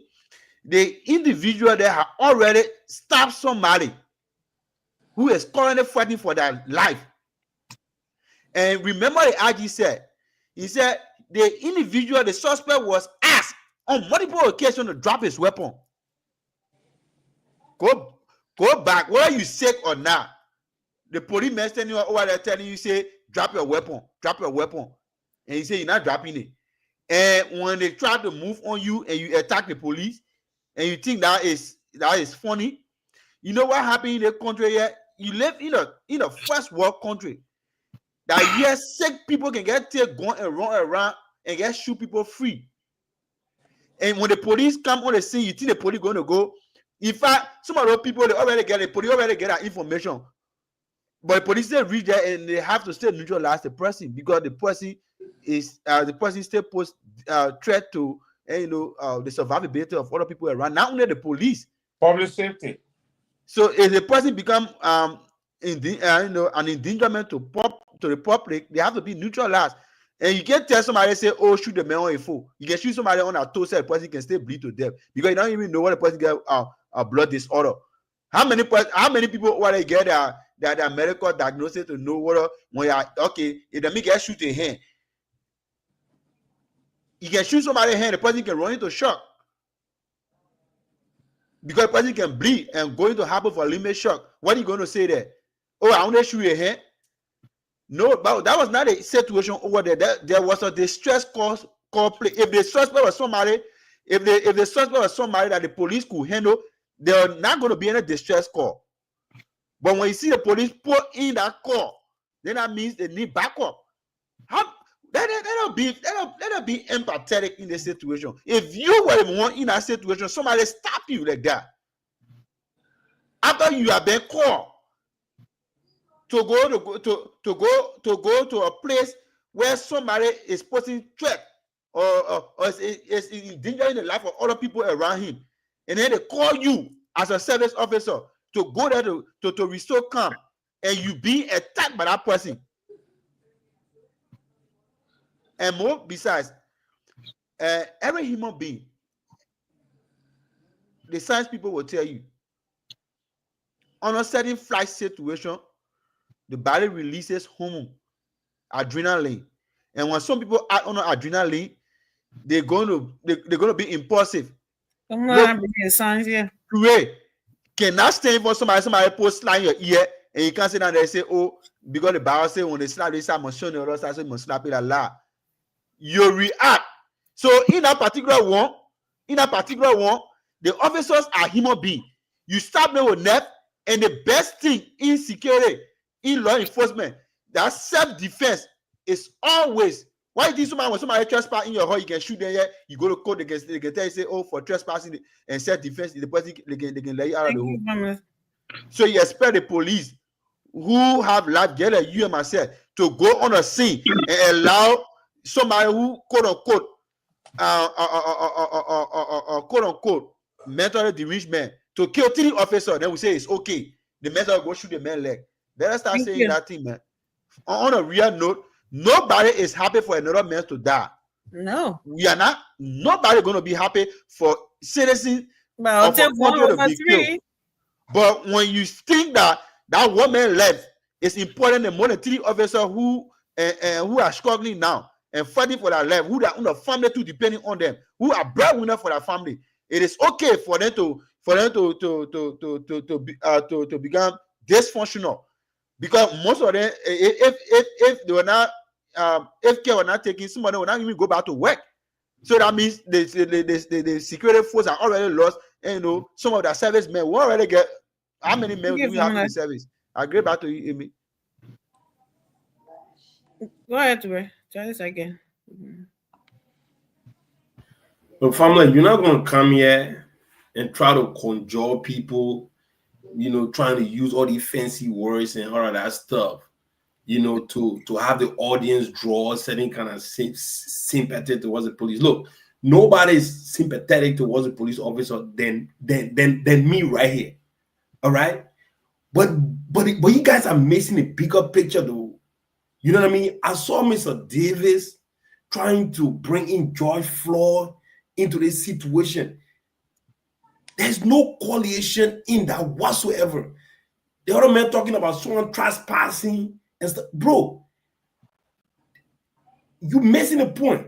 The point is, this is an individual that is mentally insane. Okay, a mentally insane person in the United States here. There is a special unit in the police force that deal with this situation, right? These are different segments of the police that deal with people with mental problem. Does it always end well? Let me learn. They gave them all of this. No, but I'm asking you questions. So you necessary to what? To de-escalate, okay? By not exposing themselves to the individual that they just called them for, right? I will agree with you when the police were called on that scene without the family making it abundantly clear that the person you guys are coming to approach, this person have a mentally... Look, Lynn Lackwell can come on all of these different people that were killed. And I also saw in Virginia 2017, a white Pekin were called by the police officers. I mean, his family called the police officer that their son in crisis. The Pekin came out with a knife. You can find that video on YouTube right now. Chasing a police officer with a knife. The police officer jumped in their car and fled the scene to go and come over reinforcement. You do these things. You do this, of course. But black people, I'm telling you, the statistic of black people getting killed with mental illness in the country by police officer supersede the non-blacks. There is a research done on that, bro. I'm telling you. Look, let me tell you. Are the police underfunded? Absolutely. Do they don't have the necessary resources to deal with the issues? Absolutely. But you can't tell me that someone inform you that my son, my husband going through a mental breakdown, and only for you to appear on the scene and go shoot the person and kill the person. And I just show you instances where I was just naming and thank God put it up here. If you guys talk about, I can give you statistics. Mental illness with black people in the country. Amy, Police I can thought kill 30 them. seconds. But then let me finish now. But are you continuing the show, Davis? I know that's like going 3 If minutes. you get to that point, right? The number of black people that get killed with mental illness on a police call supersede that was non-whites. Okay. The key is you guys are missing a point. Maurice, you talking about crazy man into stool. That crazy man family did not call Ted and son to go in the stool and start attacking people. That man crazy. He joined the stool. But Terrell, I don't know why when you people call you, stuck on the fact that because people call so you that to makes tell it you, okay. say, my son, yeah, going through mental breakdown. They're calling you for support. They're now calling you to come and engage a man through the process. You shot and kill him. That's not what they're calling you for. They're calling you for support. If the police don't have that support, we can have that conversation. The police don't have that support. Yes. But you can't give any justified reason why that man was shot and killed. Come on, you can't Amy, justify can I have my 30 You can seconds, please? justify it. You just don't want to take it out, Terrell. Amy, can I have my You can 30 justify seconds? it. Go ahead, 30 seconds. Thank you, Amy. Mr. Derek, when I 30 seconds first. Yeah, But Mr. Davis spoke before me, though. My man, you speak. I don't speak before you. You spoke, you went out, you come back, they give you another 4 minutes. Go ahead. I will speak after you. Go ahead. Just to say what Terrell just said just now, I don't know whether Terrell knows what they call security. He never even put a phone in security booth before. How can they call you, a police officer, you say the play was under threat? The man was running behind the police officer with their policeman taking a car and run away. You know what you're doing to that community? You can't come and make 10%. Before you come for back on the military, you can't 10 or 15%. Your whole community, the police, you know what more police commander resigned here? Because they went late or they didn't take the action they supposed to do. There was a school shooting. What plenty people died? Plenty students died because the police didn't enter the building while the people were crying. They were surrounding the building. I think like in Florida or somewhere. Yeah, in Texas. Like in Texas. And the police commander resigned. You will resign. I don't know what you're talking about. So you're talking about like we don't know about policing, we don't know about security. There's no security man will look at threat and run away and go camp for reinforcement before they come by la. That man will what after you the police commander not to it? You the police commander, why you tell the man to shoot the man in your hand? Thank you. Why you tell the policeman to shoot the man in your hand? You're not there, that's why. You said the man run away with your car. I know who you talking to, so that children ain't talking to, so who the policeman will get? Somebody threatening people like in the community get in come run behind policeman join your car and run away. It go to Allah before it come back to grocery. That time you know how many people like it. Thank you. Our police ain't even got to join the runaway. This one we're talking you all the so you're not allowed to. I feel help the body. You saw the police. Amy, let me say this. When Mr. Davis referenced the George Floyd situation, it is good that we clarify. In April of 2021, Derek Chauvin was charged for second-degree murder and manslaughter.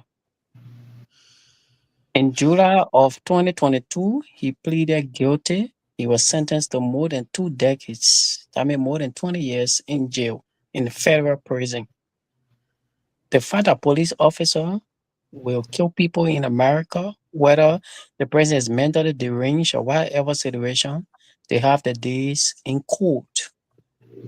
So if you're citing, I see somebody in the comments section citing instances where police kill mentally deranged person, it does not negate the fact that the police officer will not face the weight of the law. They must account for the atrocity. So when people be citing America, they should also be citing the penalties. Those situations that they're citing, there was no facing weight of the law because it was justifiable, not because they were mentally deranged, so they had a right to harm police officer. No, that's why the person putting it up there. I don't know about the George Floyd situation, why Mr. Davis mentioned it, because George Floyd was not crazy or anything like that. But those names that person put in the chat that I just put up here, yeah, it wasn't anything. They had a probable cause for doing that. But go ahead. Or the father, I would like to see that person, and maybe you could pin it so we could do further research.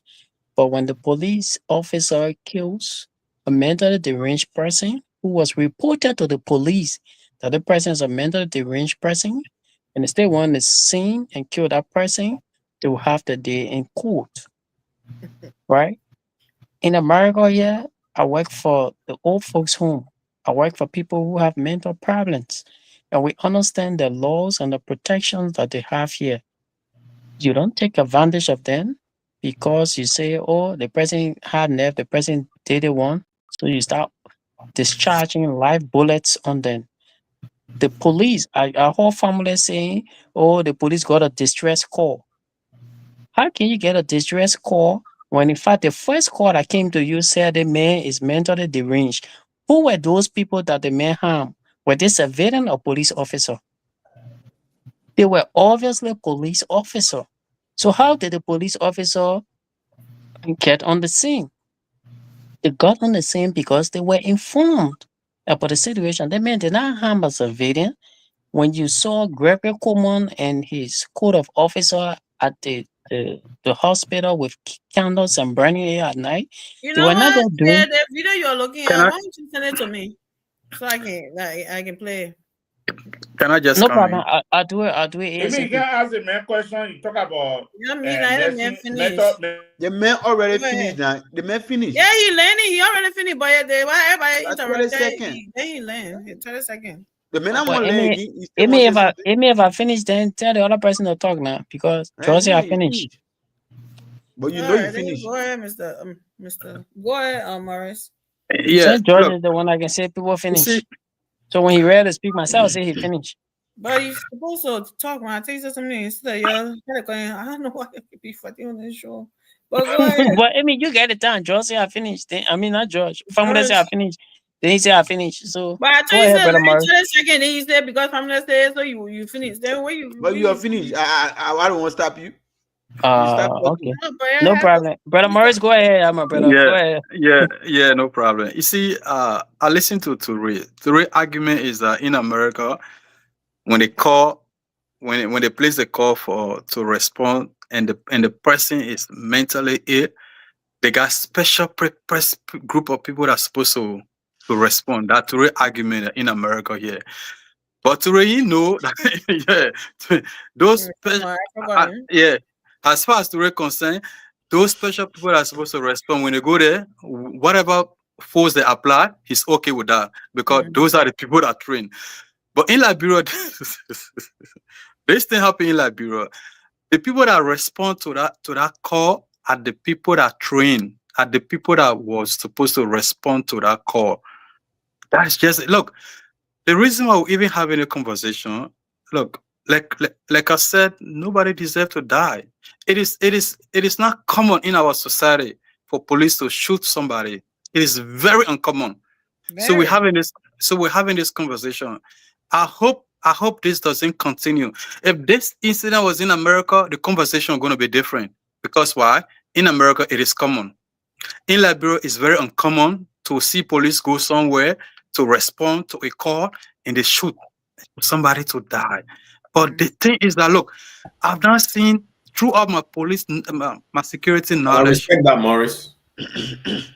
Thank you. Throughout my security knowledge, there's nowhere where they have told any security officer that when somebody hits you, you must stand. They say, look, when you attack back. Everywhere. Insecurity, when they attack you, attack. When your life in danger, you fight back. If you cannot run, you fight back.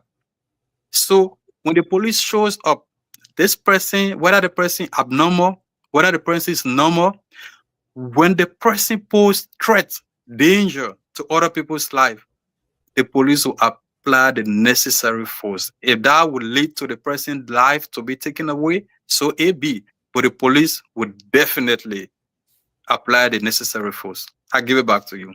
That's about it. Yeah.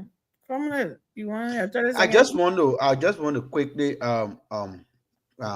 I don't want to go over this over and over because everyone has said almost everything. Because this is just common logic. We just have to ask some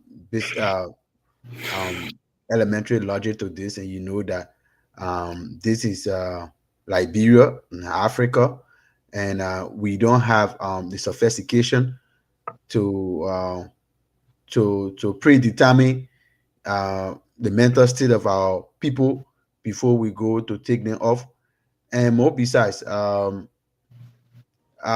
friend and brother ever did not listen well when I said that one of the officers placed a distress call to the call center for backup. If you even listen to the video, people are even asking the other people, your call for backup, because it was becoming too alarming. And we regret the death of a Liberian citizen.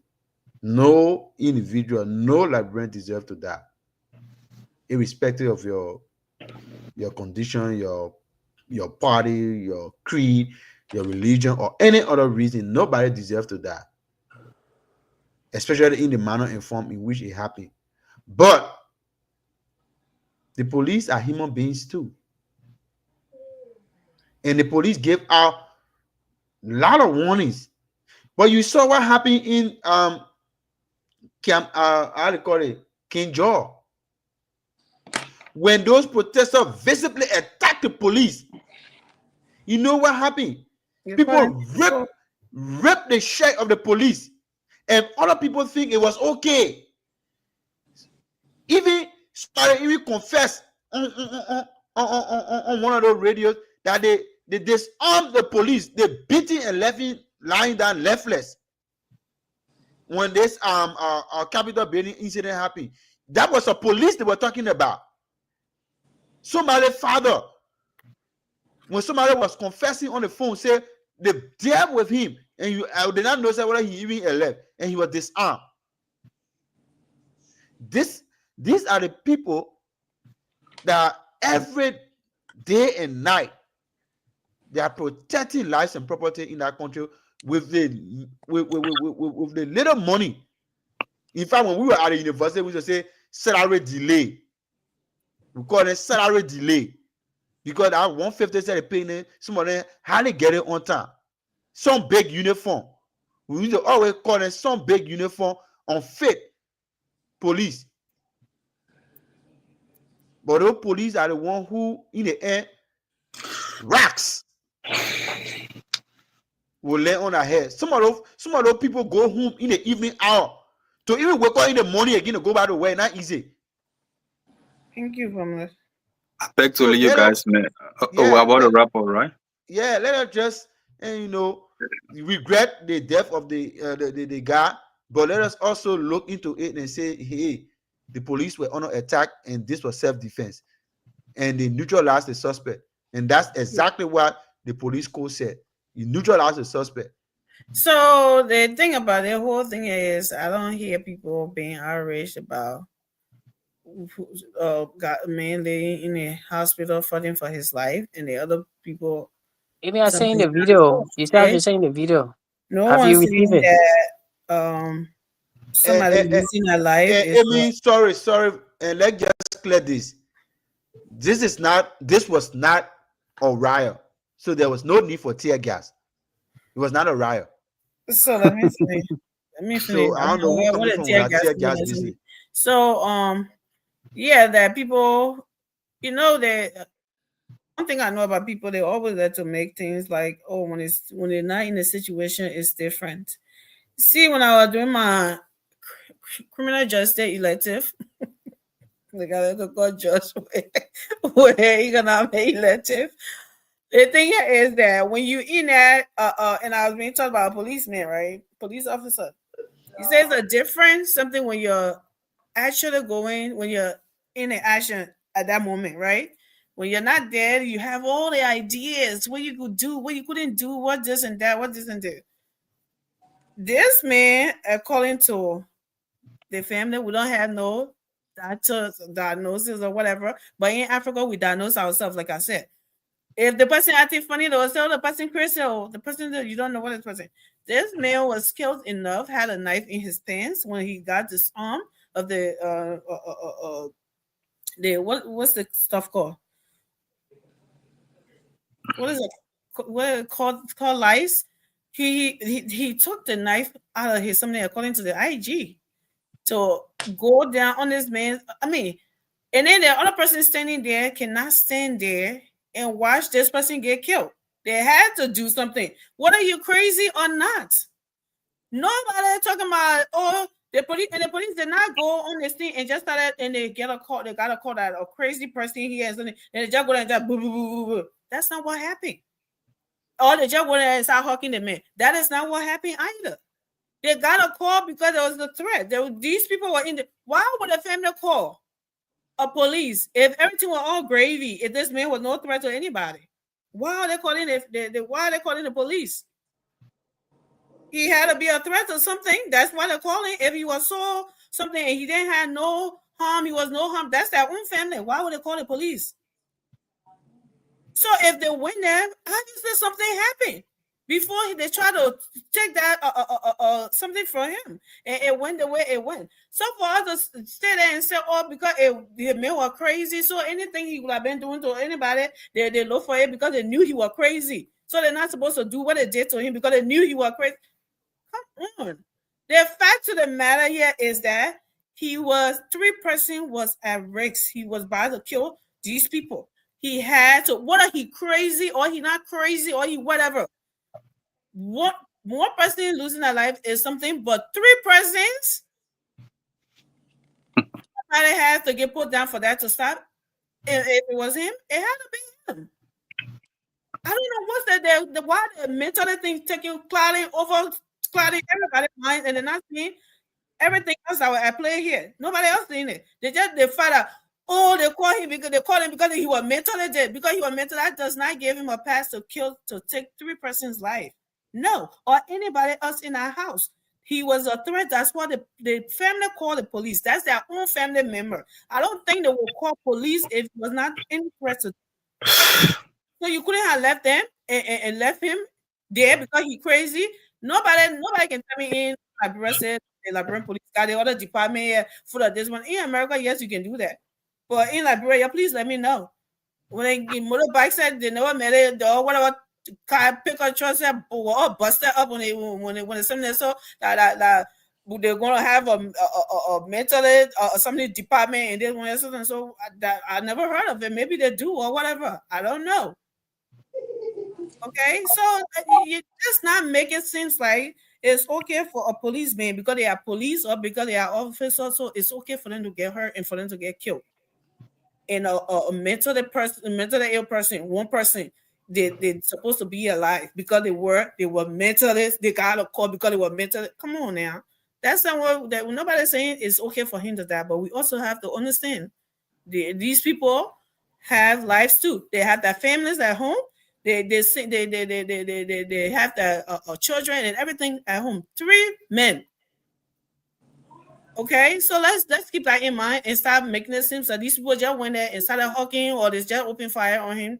That is not. Sometimes we're talking about this here. The police are civil servants, by the way. I don't think because police are not people that when the other government kind of can get rid of other and bring out one of something. No, they're supposed to be void of politics, but everybody come. They clear that matter with the politics because they're serving this government now. So they are. This government, that's what I kept hearing in the chat room today. This government, the police need to be. I'm like, why does they have to be about government and something else again?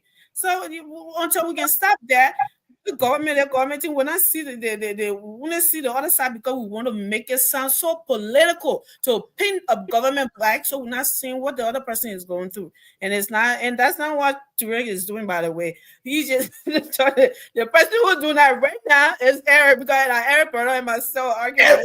To Eric credit, Eric did not even make the partisan though. To be quite honest, so Thank you. He doesn't Thank have to you, bro. stay out. But Amen, let me clarify something that you said. He doesn't have to say, but let's go Amen, ahead. let me clarify something you said. First I of will all, wrap it. We're closing now, right? yeah. So consider what I'm saying is my closing statement. First of all, the police is not a civil servant. The police are public servant. Well, whatever. Yeah, I'm trying so to say that- that I'm not part of a government something. Yeah, so that's the first thing. The next thing is the police. I sent a video to you. I don't know for whatever reason you refuse to play it. You're requesting for it. I sent it, but you don't want to play it. Yeah, AI, That's man. like when you send a video, don't just jump on the screen to play. I gotta keep it in and do everything for You Oh, mean no, but CDC acknowledge. AI? Have you? you accusing people all the time. Like how are you explaining? You want to explain like you want to see or like you know it for facts or you want to say it for no.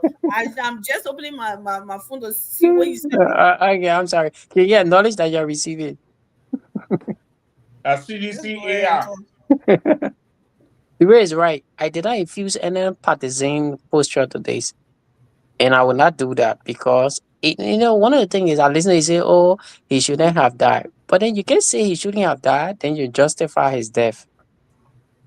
I said nobody want for anybody to die. Yeah. So once you do that, yeah, I mean that That is because self contract. somebody was arrested. You wanted to kill somebody. So it's self contradictory to say he shouldn't have I'm died, not and at the same contradicting time you anything. You may justify not his death. understand what I said. I said nobody's happy for somebody to die, but if it costs for 3 persons to live, for 1 person to die, that's what happened. So Now, the police discharged about 7 live bullet on the man. And I'm not even holding them for discharging the live bullet. But why did they cuff somebody that they have discharged 7 bullets in? What justice father? I see people quoting America. In America, when police fire somebody 7 times, the police will cuff that person. Would they do that? Or will they, the first thing they'll do is that they'll say shot fire, shot fire. They call ambulance for ambulance to take that person. If you look at the police motto, it says to protect lives and properties. That's the motto of the police. So you fire somebody 7 times, then you cuff the person.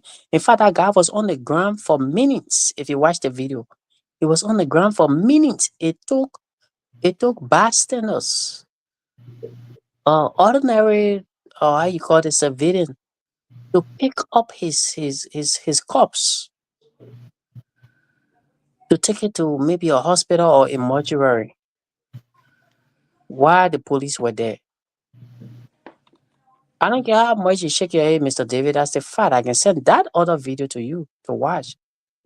I'm sure maybe Brother Touré, if you're not seeing that video, I can send it to you. Right? All like This is AI. like Mr. Touré said, this is not a CDC or Unity Party posture.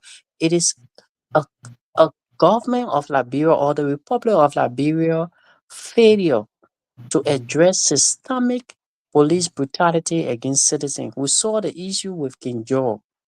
We saw the issue with other civilians who were gunned down and who the police said they were mistaken.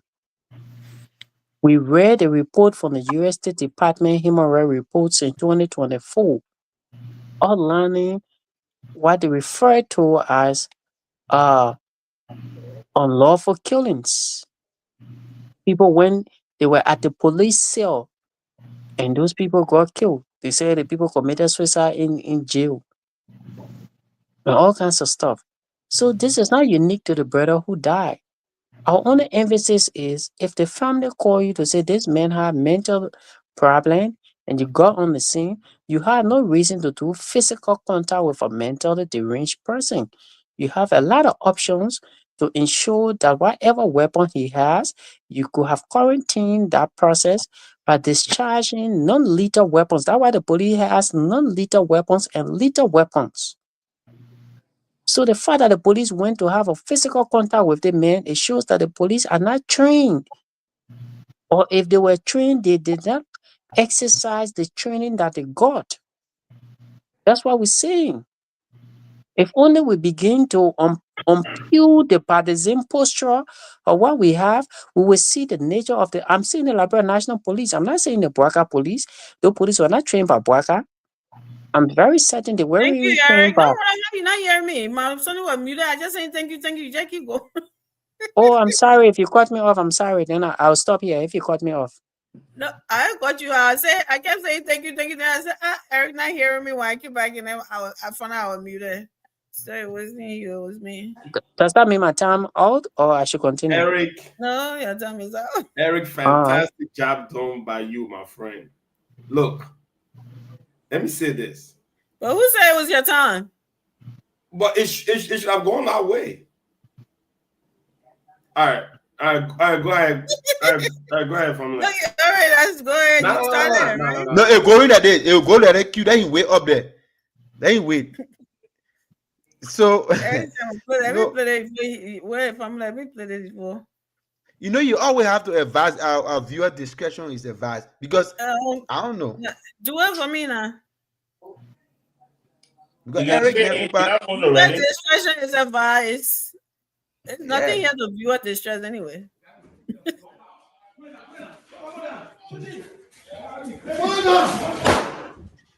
Look at that thing. That thing that shooting said me or shooting. That is not a firecracker.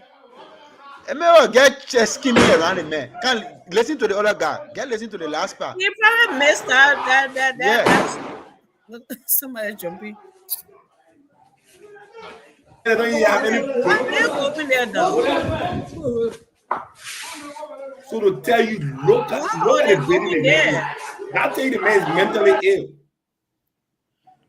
What Hey, he just baby, said. play it. He The mentally last part. ill. The last part. Just play it. Something one of the officers said in the last part.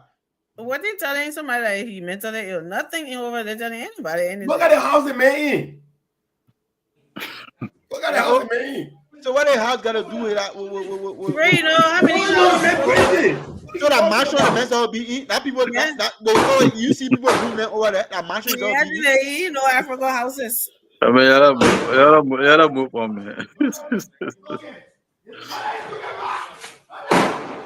I can't explain how people say. But why are these women going? Why are they going there?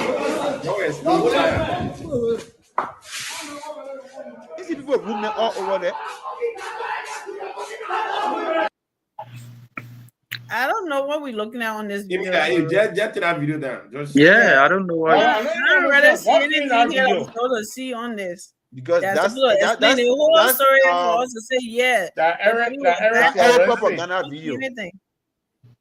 That video are on Facebook. So That's but why I you said I know don't what? see anything unless there's another part to That it. video But what's was nothing on here? that video was cropped. I already know the smart cropping that Eric did because I listened to the full video, and when you listen to the original length of the video, the guy said, "Don't shoot him." The police did not actually shoot or kill that guy. Let me made it clear. Go look for the real video to it. They did not shoot or kill him. I mean, you can't determine that. Just try your own. You can't determine that. No, because that's exactly But, what. yeah, Go listen to the full video. No, You but then can't- tell her If you he listen to the died police now. are around there, So then tell her he's died. I mean, Send the police, they're not shoot to kill him. Tell her he died. he bled. He bled. Well, He that was bled by shooting that- what? Eric, you questioning me when you are talking. I was questioning you. No, but he said the man they did not shoot to kill the but man. you So know what? he bled by what? Wait He now, got bled.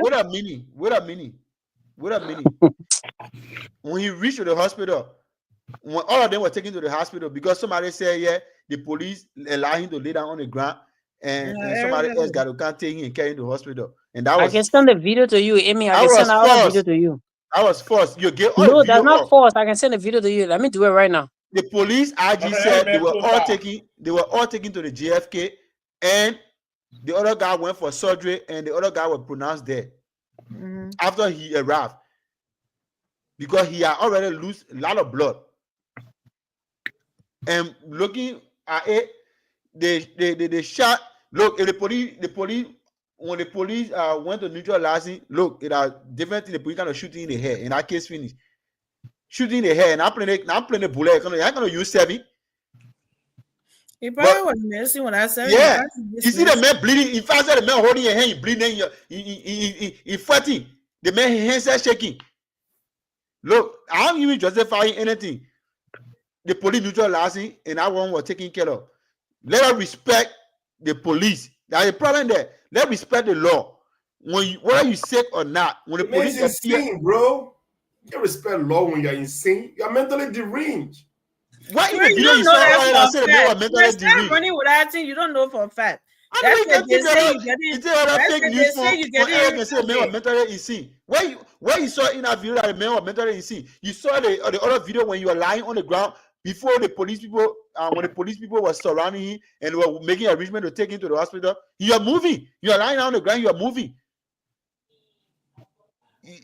wait now. Go and look for the rest of the video because I watch all the video. Now the one that Eric came here with a fake story to turn a blind eye into the truth. He can create mental illness for the man. Go look at the man picture. I mean, the mentally ill person. Go listen to the people who are in the surrounding. When the men are laying down on the ground, when they're making arrangement to take it to the hospital, then you know that Eric got make up a story to come here and make it look like the police were wrong. Because it was like, let's come and get the police. After all, it was the police that was even attacked. The police did not go and start shooting. The police were bleeding. Okay, I give it back to you, Amy. I don't want to go too much on anything. Go ahead, Mr. David. Yeah, unfiltered version of AO. Amy, I'll be recommending Mr. Davis to Pierre Morgans on censor. Because he will be the best man to appear on that show. When we look at partisan making statement and making comment, they don't take what they're making as what they call. Their life not into trouble. Their life not into danger. When you use security, even in Iraq, where the military people went there, they were fighting in Iraq or they were fighting in Iraq, whatsoever. When you go on the front line, bro, when they tell the man to surrender, the man not surrender, the man take a gun in your hand and neutralize him. Mr. David, why are we using war zone as the policing? No, I'm just saying something. When you tell anybody to surrender on the front line, that was the front line. Because one policeman was already down. Then they called for backup. The people called the policeman came there, and they stabbed him 3 times. So the high called for backup. There's a policeman on the ground. So the policemen are coming for backup. They're not coming for what is mentally ill. He's not mentally ill. He's mentally disabled. He's not mentally disabled. They ain't coming for that one. Because that man is on the ground. When your man is on the ground, you're not coming to come ask questions no more. No question. When they see you with a weapon, they tell you drop it. You don't drop it. Then you start the second one. Then you start the third one. No, brother. Police will not waste time with you again. It means you are fully prepared to fight war with the police. Therefore, police will respond. We say he died the right way, or he died the ugly way. But the problem here is somebody's life was into danger. Then my brother came with his old folks grew home, mentor people home. In mentor home, they train you. They train you people in mentor home. They train you people that just in case the man try to attack you, you stand the man beat you with a pat in your head that you're blocking. They get some courses you're doing in the mentor home, they call it Yukira. And just making our points. They call it Yukira. Just making our points. No, he can go on the offense. You can go on the offense? Yes, even police can arrest a mental home person and carry to jail. Police arrest mental home people and carry to jail.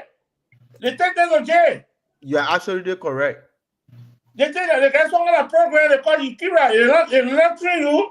You better come and let me train you on the video on Yukira. Where you gotta use those stuff on a mental home person. When you're a mental home person, get on the street there. If a mental home person life is a danger, you're not waiting for him to tell you no. You gotta use force. And that paddy talking about Mr. Davis, you're not supposed to use it as a weapon. Matter of fact, you can't even use it to push the patient with it. My man, nobody there will want whether you push or you not push. No, but I know if you're gonna say all. No, wait, let me talk my own. When you close the email with black me, then I will not able to talk. So that part, you can use it as your own discretion. If you feel that your life is a danger, you can use it any kind of way to use it to protect yourself. They don't say, oh, because they treat me, I'm going to do it anyway, No, you're not going to treat me no more.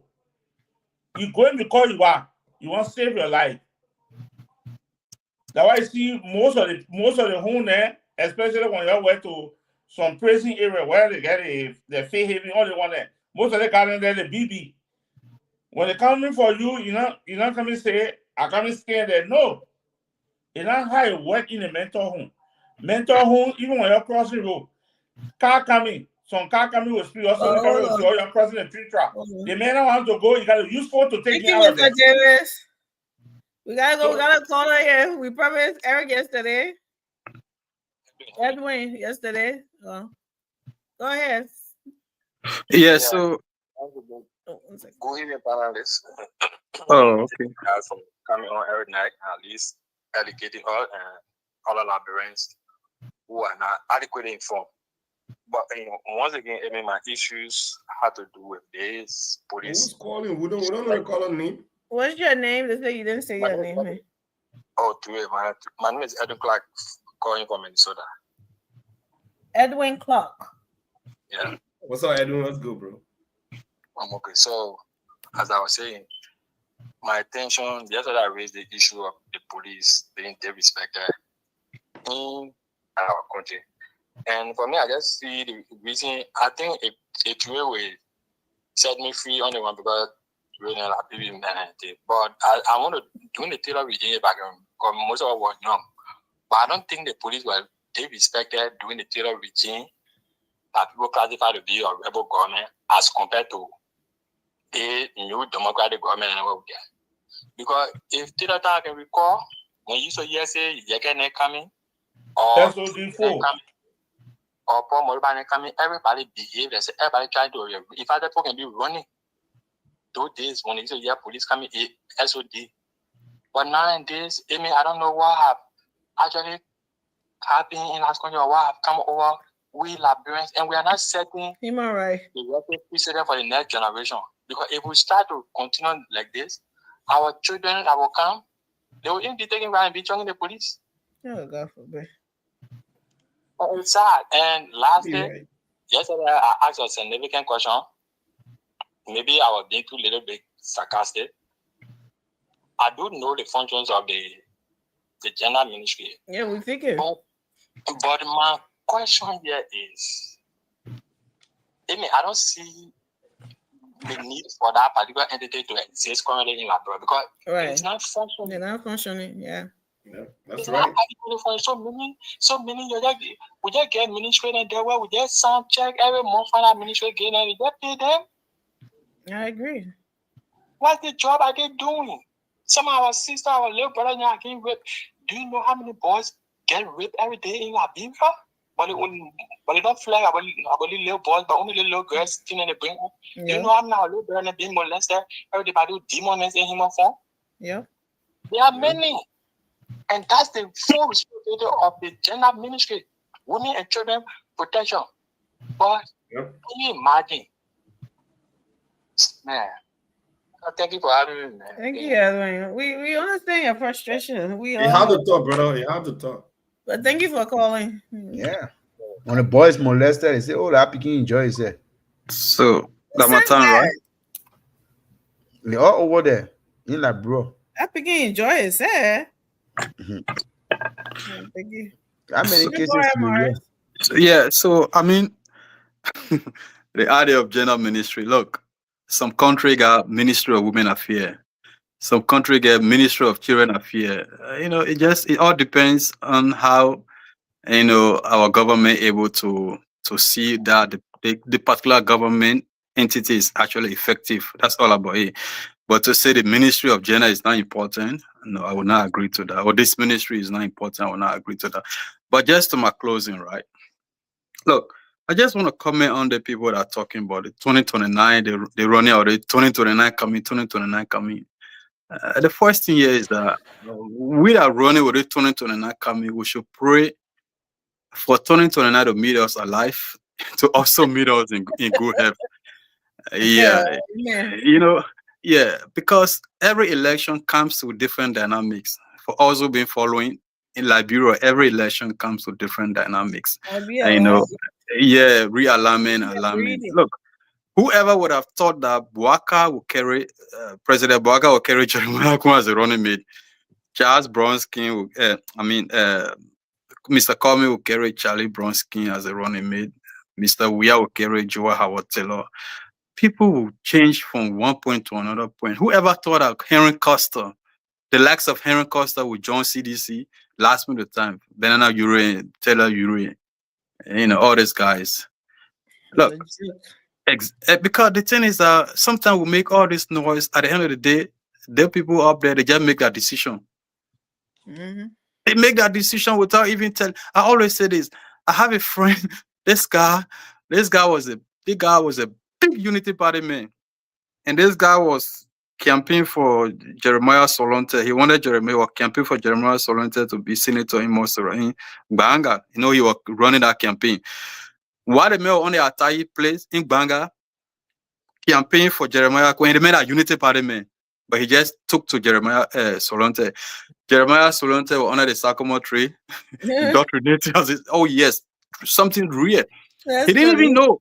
They got to tell him, man, you hear talking about Jeremiah Solonte, the man at John CDZ, he didn't even believe it. Just like a tree. Yeah, he didn't even believe it. So the thing here is that, as much as we pray for 2029, but I always say this: we have to put our country. In. Look, every country got political parties. Ghana, Ethiopia, everywhere. But at the end of the election, after the election, they will put their country forward. I'm yet to see, and I pray to see the time when we can just unite towards one thing. It really doesn't matter who the president is. We have a country that fought a war for 14 years. Right after the war, let's come together and hold the people accountable for what they did. Everybody split.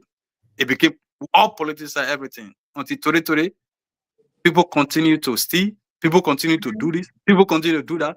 No action. So it is sad. I just hope to see the day that we can actually say, what? I care less for who the politician is. I care less for who the political party is. If the government doing good, I will say. If the government not doing good, I will speak and I will hold the government feet to the fire. It really doesn't matter who the government in power. I mean, it was a good one. I'll give it back to you.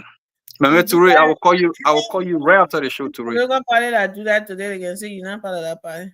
See you then. Go ahead, but let me play the last one here. From what he said, viewer, this what thing, this question advice. This is not a graphic something, anyways. So, as Eric wanted us to believe, You got somebody lying down on the ground, so.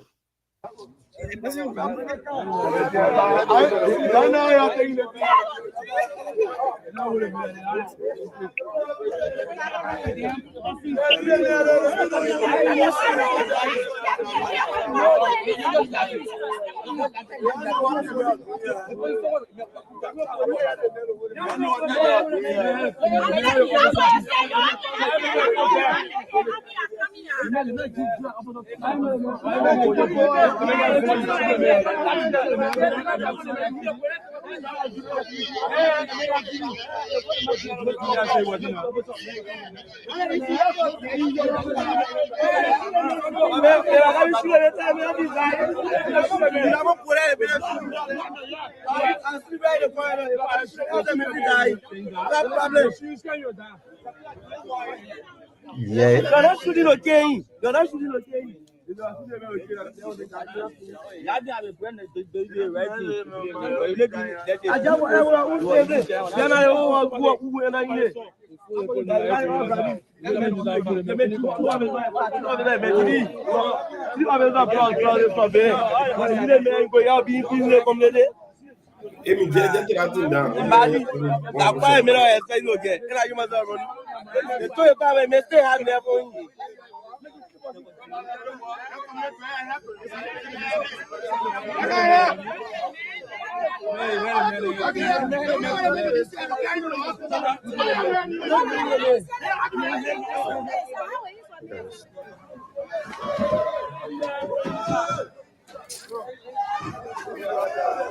Okay, so I didn't know.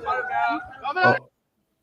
So that That the one that Eric said the police people not help the men to carry the men not out. That was a police car, and the police were all around the man trying to call and guessing it. So I don't know what Eric's saying. They left him there. But go ahead. I'm already dead, laying. No, he wasn't there. He was shaking. You not see the man moving? And besides, it's not even the police officers that actually carried the man to the car. The police were all there. The bystanders that moved the man to the car. You want me to move her back? You guys can justify anything. Just stop. Nobody At just the end of the day, look. At the end of the day, let's try to put things in proper context. Okay, I started this show by saying that I understand the police are grossly underfunded. I made that absolutely clear, and I say perhaps they don't have the prerequisite training of approaching these kind of complex issues. Okay, and that's fair. All right, but knowing what I know, and guess what? I'm probably talking, holding everything constant with my current, location, all that stuff. And I know it gets even, harder when you're in Liberia trying to save lives in that kind of gross, underfunding kind of entity that people work for. But it still does not justify you actually unliving a mentally ill person. Right? Maybe I'm just caught different. Okay? And I can almost guarantee you, Gregor Coleman that I know, Gregor Coleman gonna have a press conference on this thing, and we'll play that on here, and you guys will say, because Gregor Coleman, one thing I know about Gregor Coleman, you can say everything about Gregor Coleman. When Gregor Coleman is wrong, he will always come in and say it. And that's a professionalism that I appreciate. Even if it takes Gregor Coleman to say that our approach, he will say this because he's a professional man. He will say we'll have to go and reassess and try to retrain next time how we're going to approach these complex issues. That does not negate the fact that the threat was not imminent. Look, I was just reading about the justifiable reason of using a deadly force. At the end of the day, Amy, in as much that I got charging towards a police officer, right? This is what it says, right? A mentally ill person's failure to respond to commands does not automatically justify escalation to the point of using a deadly force. Because you have to have established the fact that this person is mentally ill. You know what I'm saying? Read that again. A mentally ill person's failure to respond to verbal commands does not automatically justify escalation to the point of using. Where in that reading does it say a mentally deranged person killing or trying to kill a person, trying to kill a policeman? Amy, I'm not here to say where it say, where it didn't say. Okay, because that's what we're talking about. We're not telling you saying the police should just get on the scene and start shooting this guy. That's not what we said. Once it is justified that the person is suffering from mental illness, you cannot in any way always try to de-escalate. And Mr. Davis came out talking about Ukuri use and all of that stuff. I'll just on my phone something about Ukuri thing you're talking about. At the end of the day, Mr. Davis, yes, indeed, people uses Ukuri pad. But guess what? You're not even supposed to even charge towards someone that is already in crisis with the Ukuri pad. You can use it to deflect. Like in that case, I may have cutlass. You can use it to deflect. You go like this, you go like that. You go like this, you go like that. That's what the Ukuri pad is meant for. Okay? So when we're talking this thing, let's try to talk all of it. Let them not cherry pick and try to. And besides, I am not beholden to any political institution. Everything I come here to say, I'm saying it for how I am. You know what I'm saying? Like, that's just who I am. There's a reason why I'm not a Unity Party partisan. I am not a sedition. I support one political party and one political only. That is the Liberian People's Party. Okay? So I don't have no fish to fry in a ruling political party or the past regime. I'm just an objective Liberian who see things as it is. And I'm not saying this because I am so oblivious to not understanding the depth of gross funding that our police got. They literally, many, they don't even have gloves, for crying out loud. You know what I'm saying? So that tells you the kind of circumstances these guys are under. But that still does not justify the use of deadly force. Thank you. In every unit, there are people that are trigger happy. That's why you got bad police officers among the good ones. Thank you very much. So, guys, the video that we just watched, it gave a different take to what we were told. Police people were actually standing around. They were calling for cars to come for them to take that man to the hospital. And the pickup came. We saw the police, something on it, and before they took that body, the guy was still living, by the way. He was moving before they took him to the car. And you heard people that were running in there saying, 7 bullets, you think it went in him? He would have been dead by now. They wanted something to shoot him. If they would have left him. Do you know what this man been doing to us in the community? So there was something there that made them to call those people. Now people may say, oh, because he been acting something in the world. So if you mental something that you're trying to justify here, and you're trying to make an excuse here for hurting those people, but we don't know for a fact if that man is really mentally ill. And even if he was or is, or what he said, if he was, right? There is no reason. I don't care who says it or who doesn't. There is no reason, nowhere in the world that you say because they say somebody ill, so they are unliving 3 persons, and you say, oh, because they got a call that the person, and there's nowhere in that call that they said the police just went there and started and charged him. Nowhere.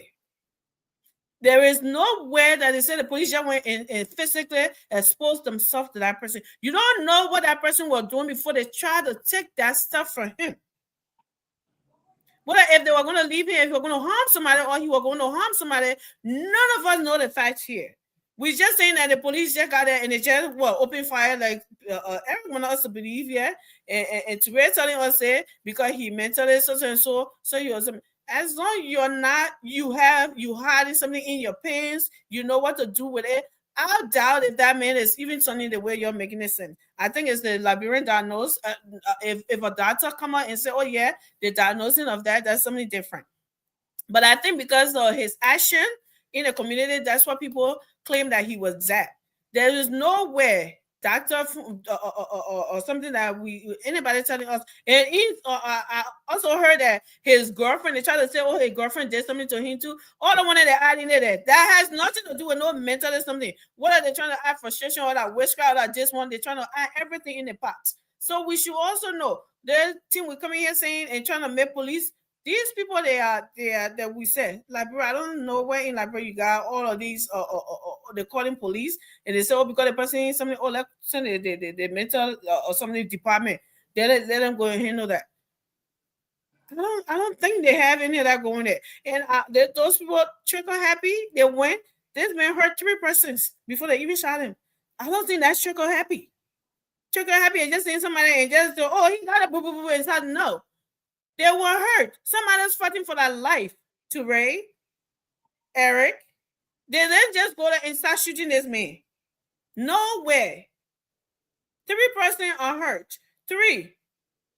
So for us to just not, and all this thing that I'm hearing is that no, especially from Eric, nowhere I heard any empathy about these 3 persons. It was only for the 1 person, the 1 man. All of a sudden, Eric got a soft spot for people who are mentalism, but the people who are putting their lives at risk to save, to protect everybody else, they don't matter. And that is sad. And this is why I come and say, oh, this and this. Why would somebody just go there and because it's their mental something they just go and want to kill that person? It doesn't like Murray said. It's not common in Liberia for police to just go and kill somebody. No. It's not a common thing. Not to say that some kind of riot was going on and they were throwing rocks, so the police were going and do that and do that. No, that wasn't it. So you should know something did happen there, and we can see them. The scars are there to prove that. So for us to come in and say the police did something wrong and this and that, nobody wanted that man to die. But if it comes to it, I would never kill a fly. But baby, if it comes to me and my baby, if somebody gotta go, it's gonna be you. I'm sorry. But that doesn't mean I would look at you anyway or something, but it would just be the instant that comes in when somebody is somebody at risk of losing their life. They don't be looking for somebody body parts or something. They want to get and from what we're hearing over there, that's what was going on anyways. Because if they say 7 shots and that man was still there and rolling around, there's no way possible.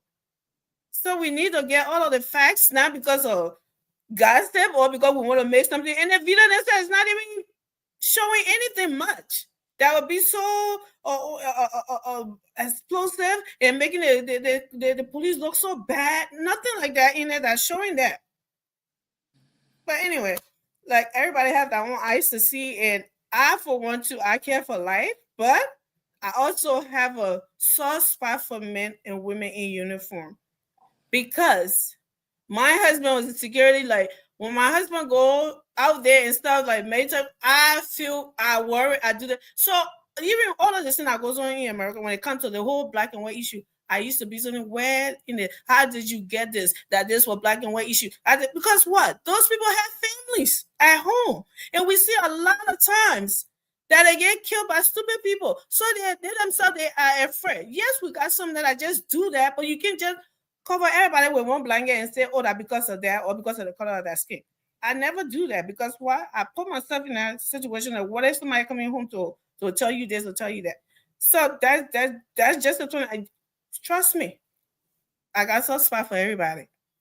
But what for me, real is real. That's all I'm saying. But thank you, everyone, for being here tonight and listening to us every night. We appreciate you for coming every day, right, guys? Continue to share the show.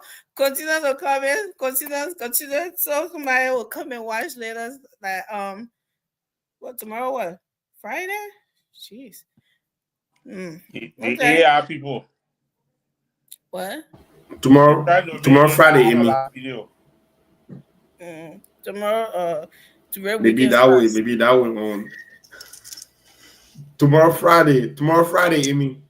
Oh, okay. Thank you. He said tomorrow what? Then get way in slow motion. Well, thank you so much for seeing God willing tomorrow, Friday. By the grace of God, may God be with us all and bring us.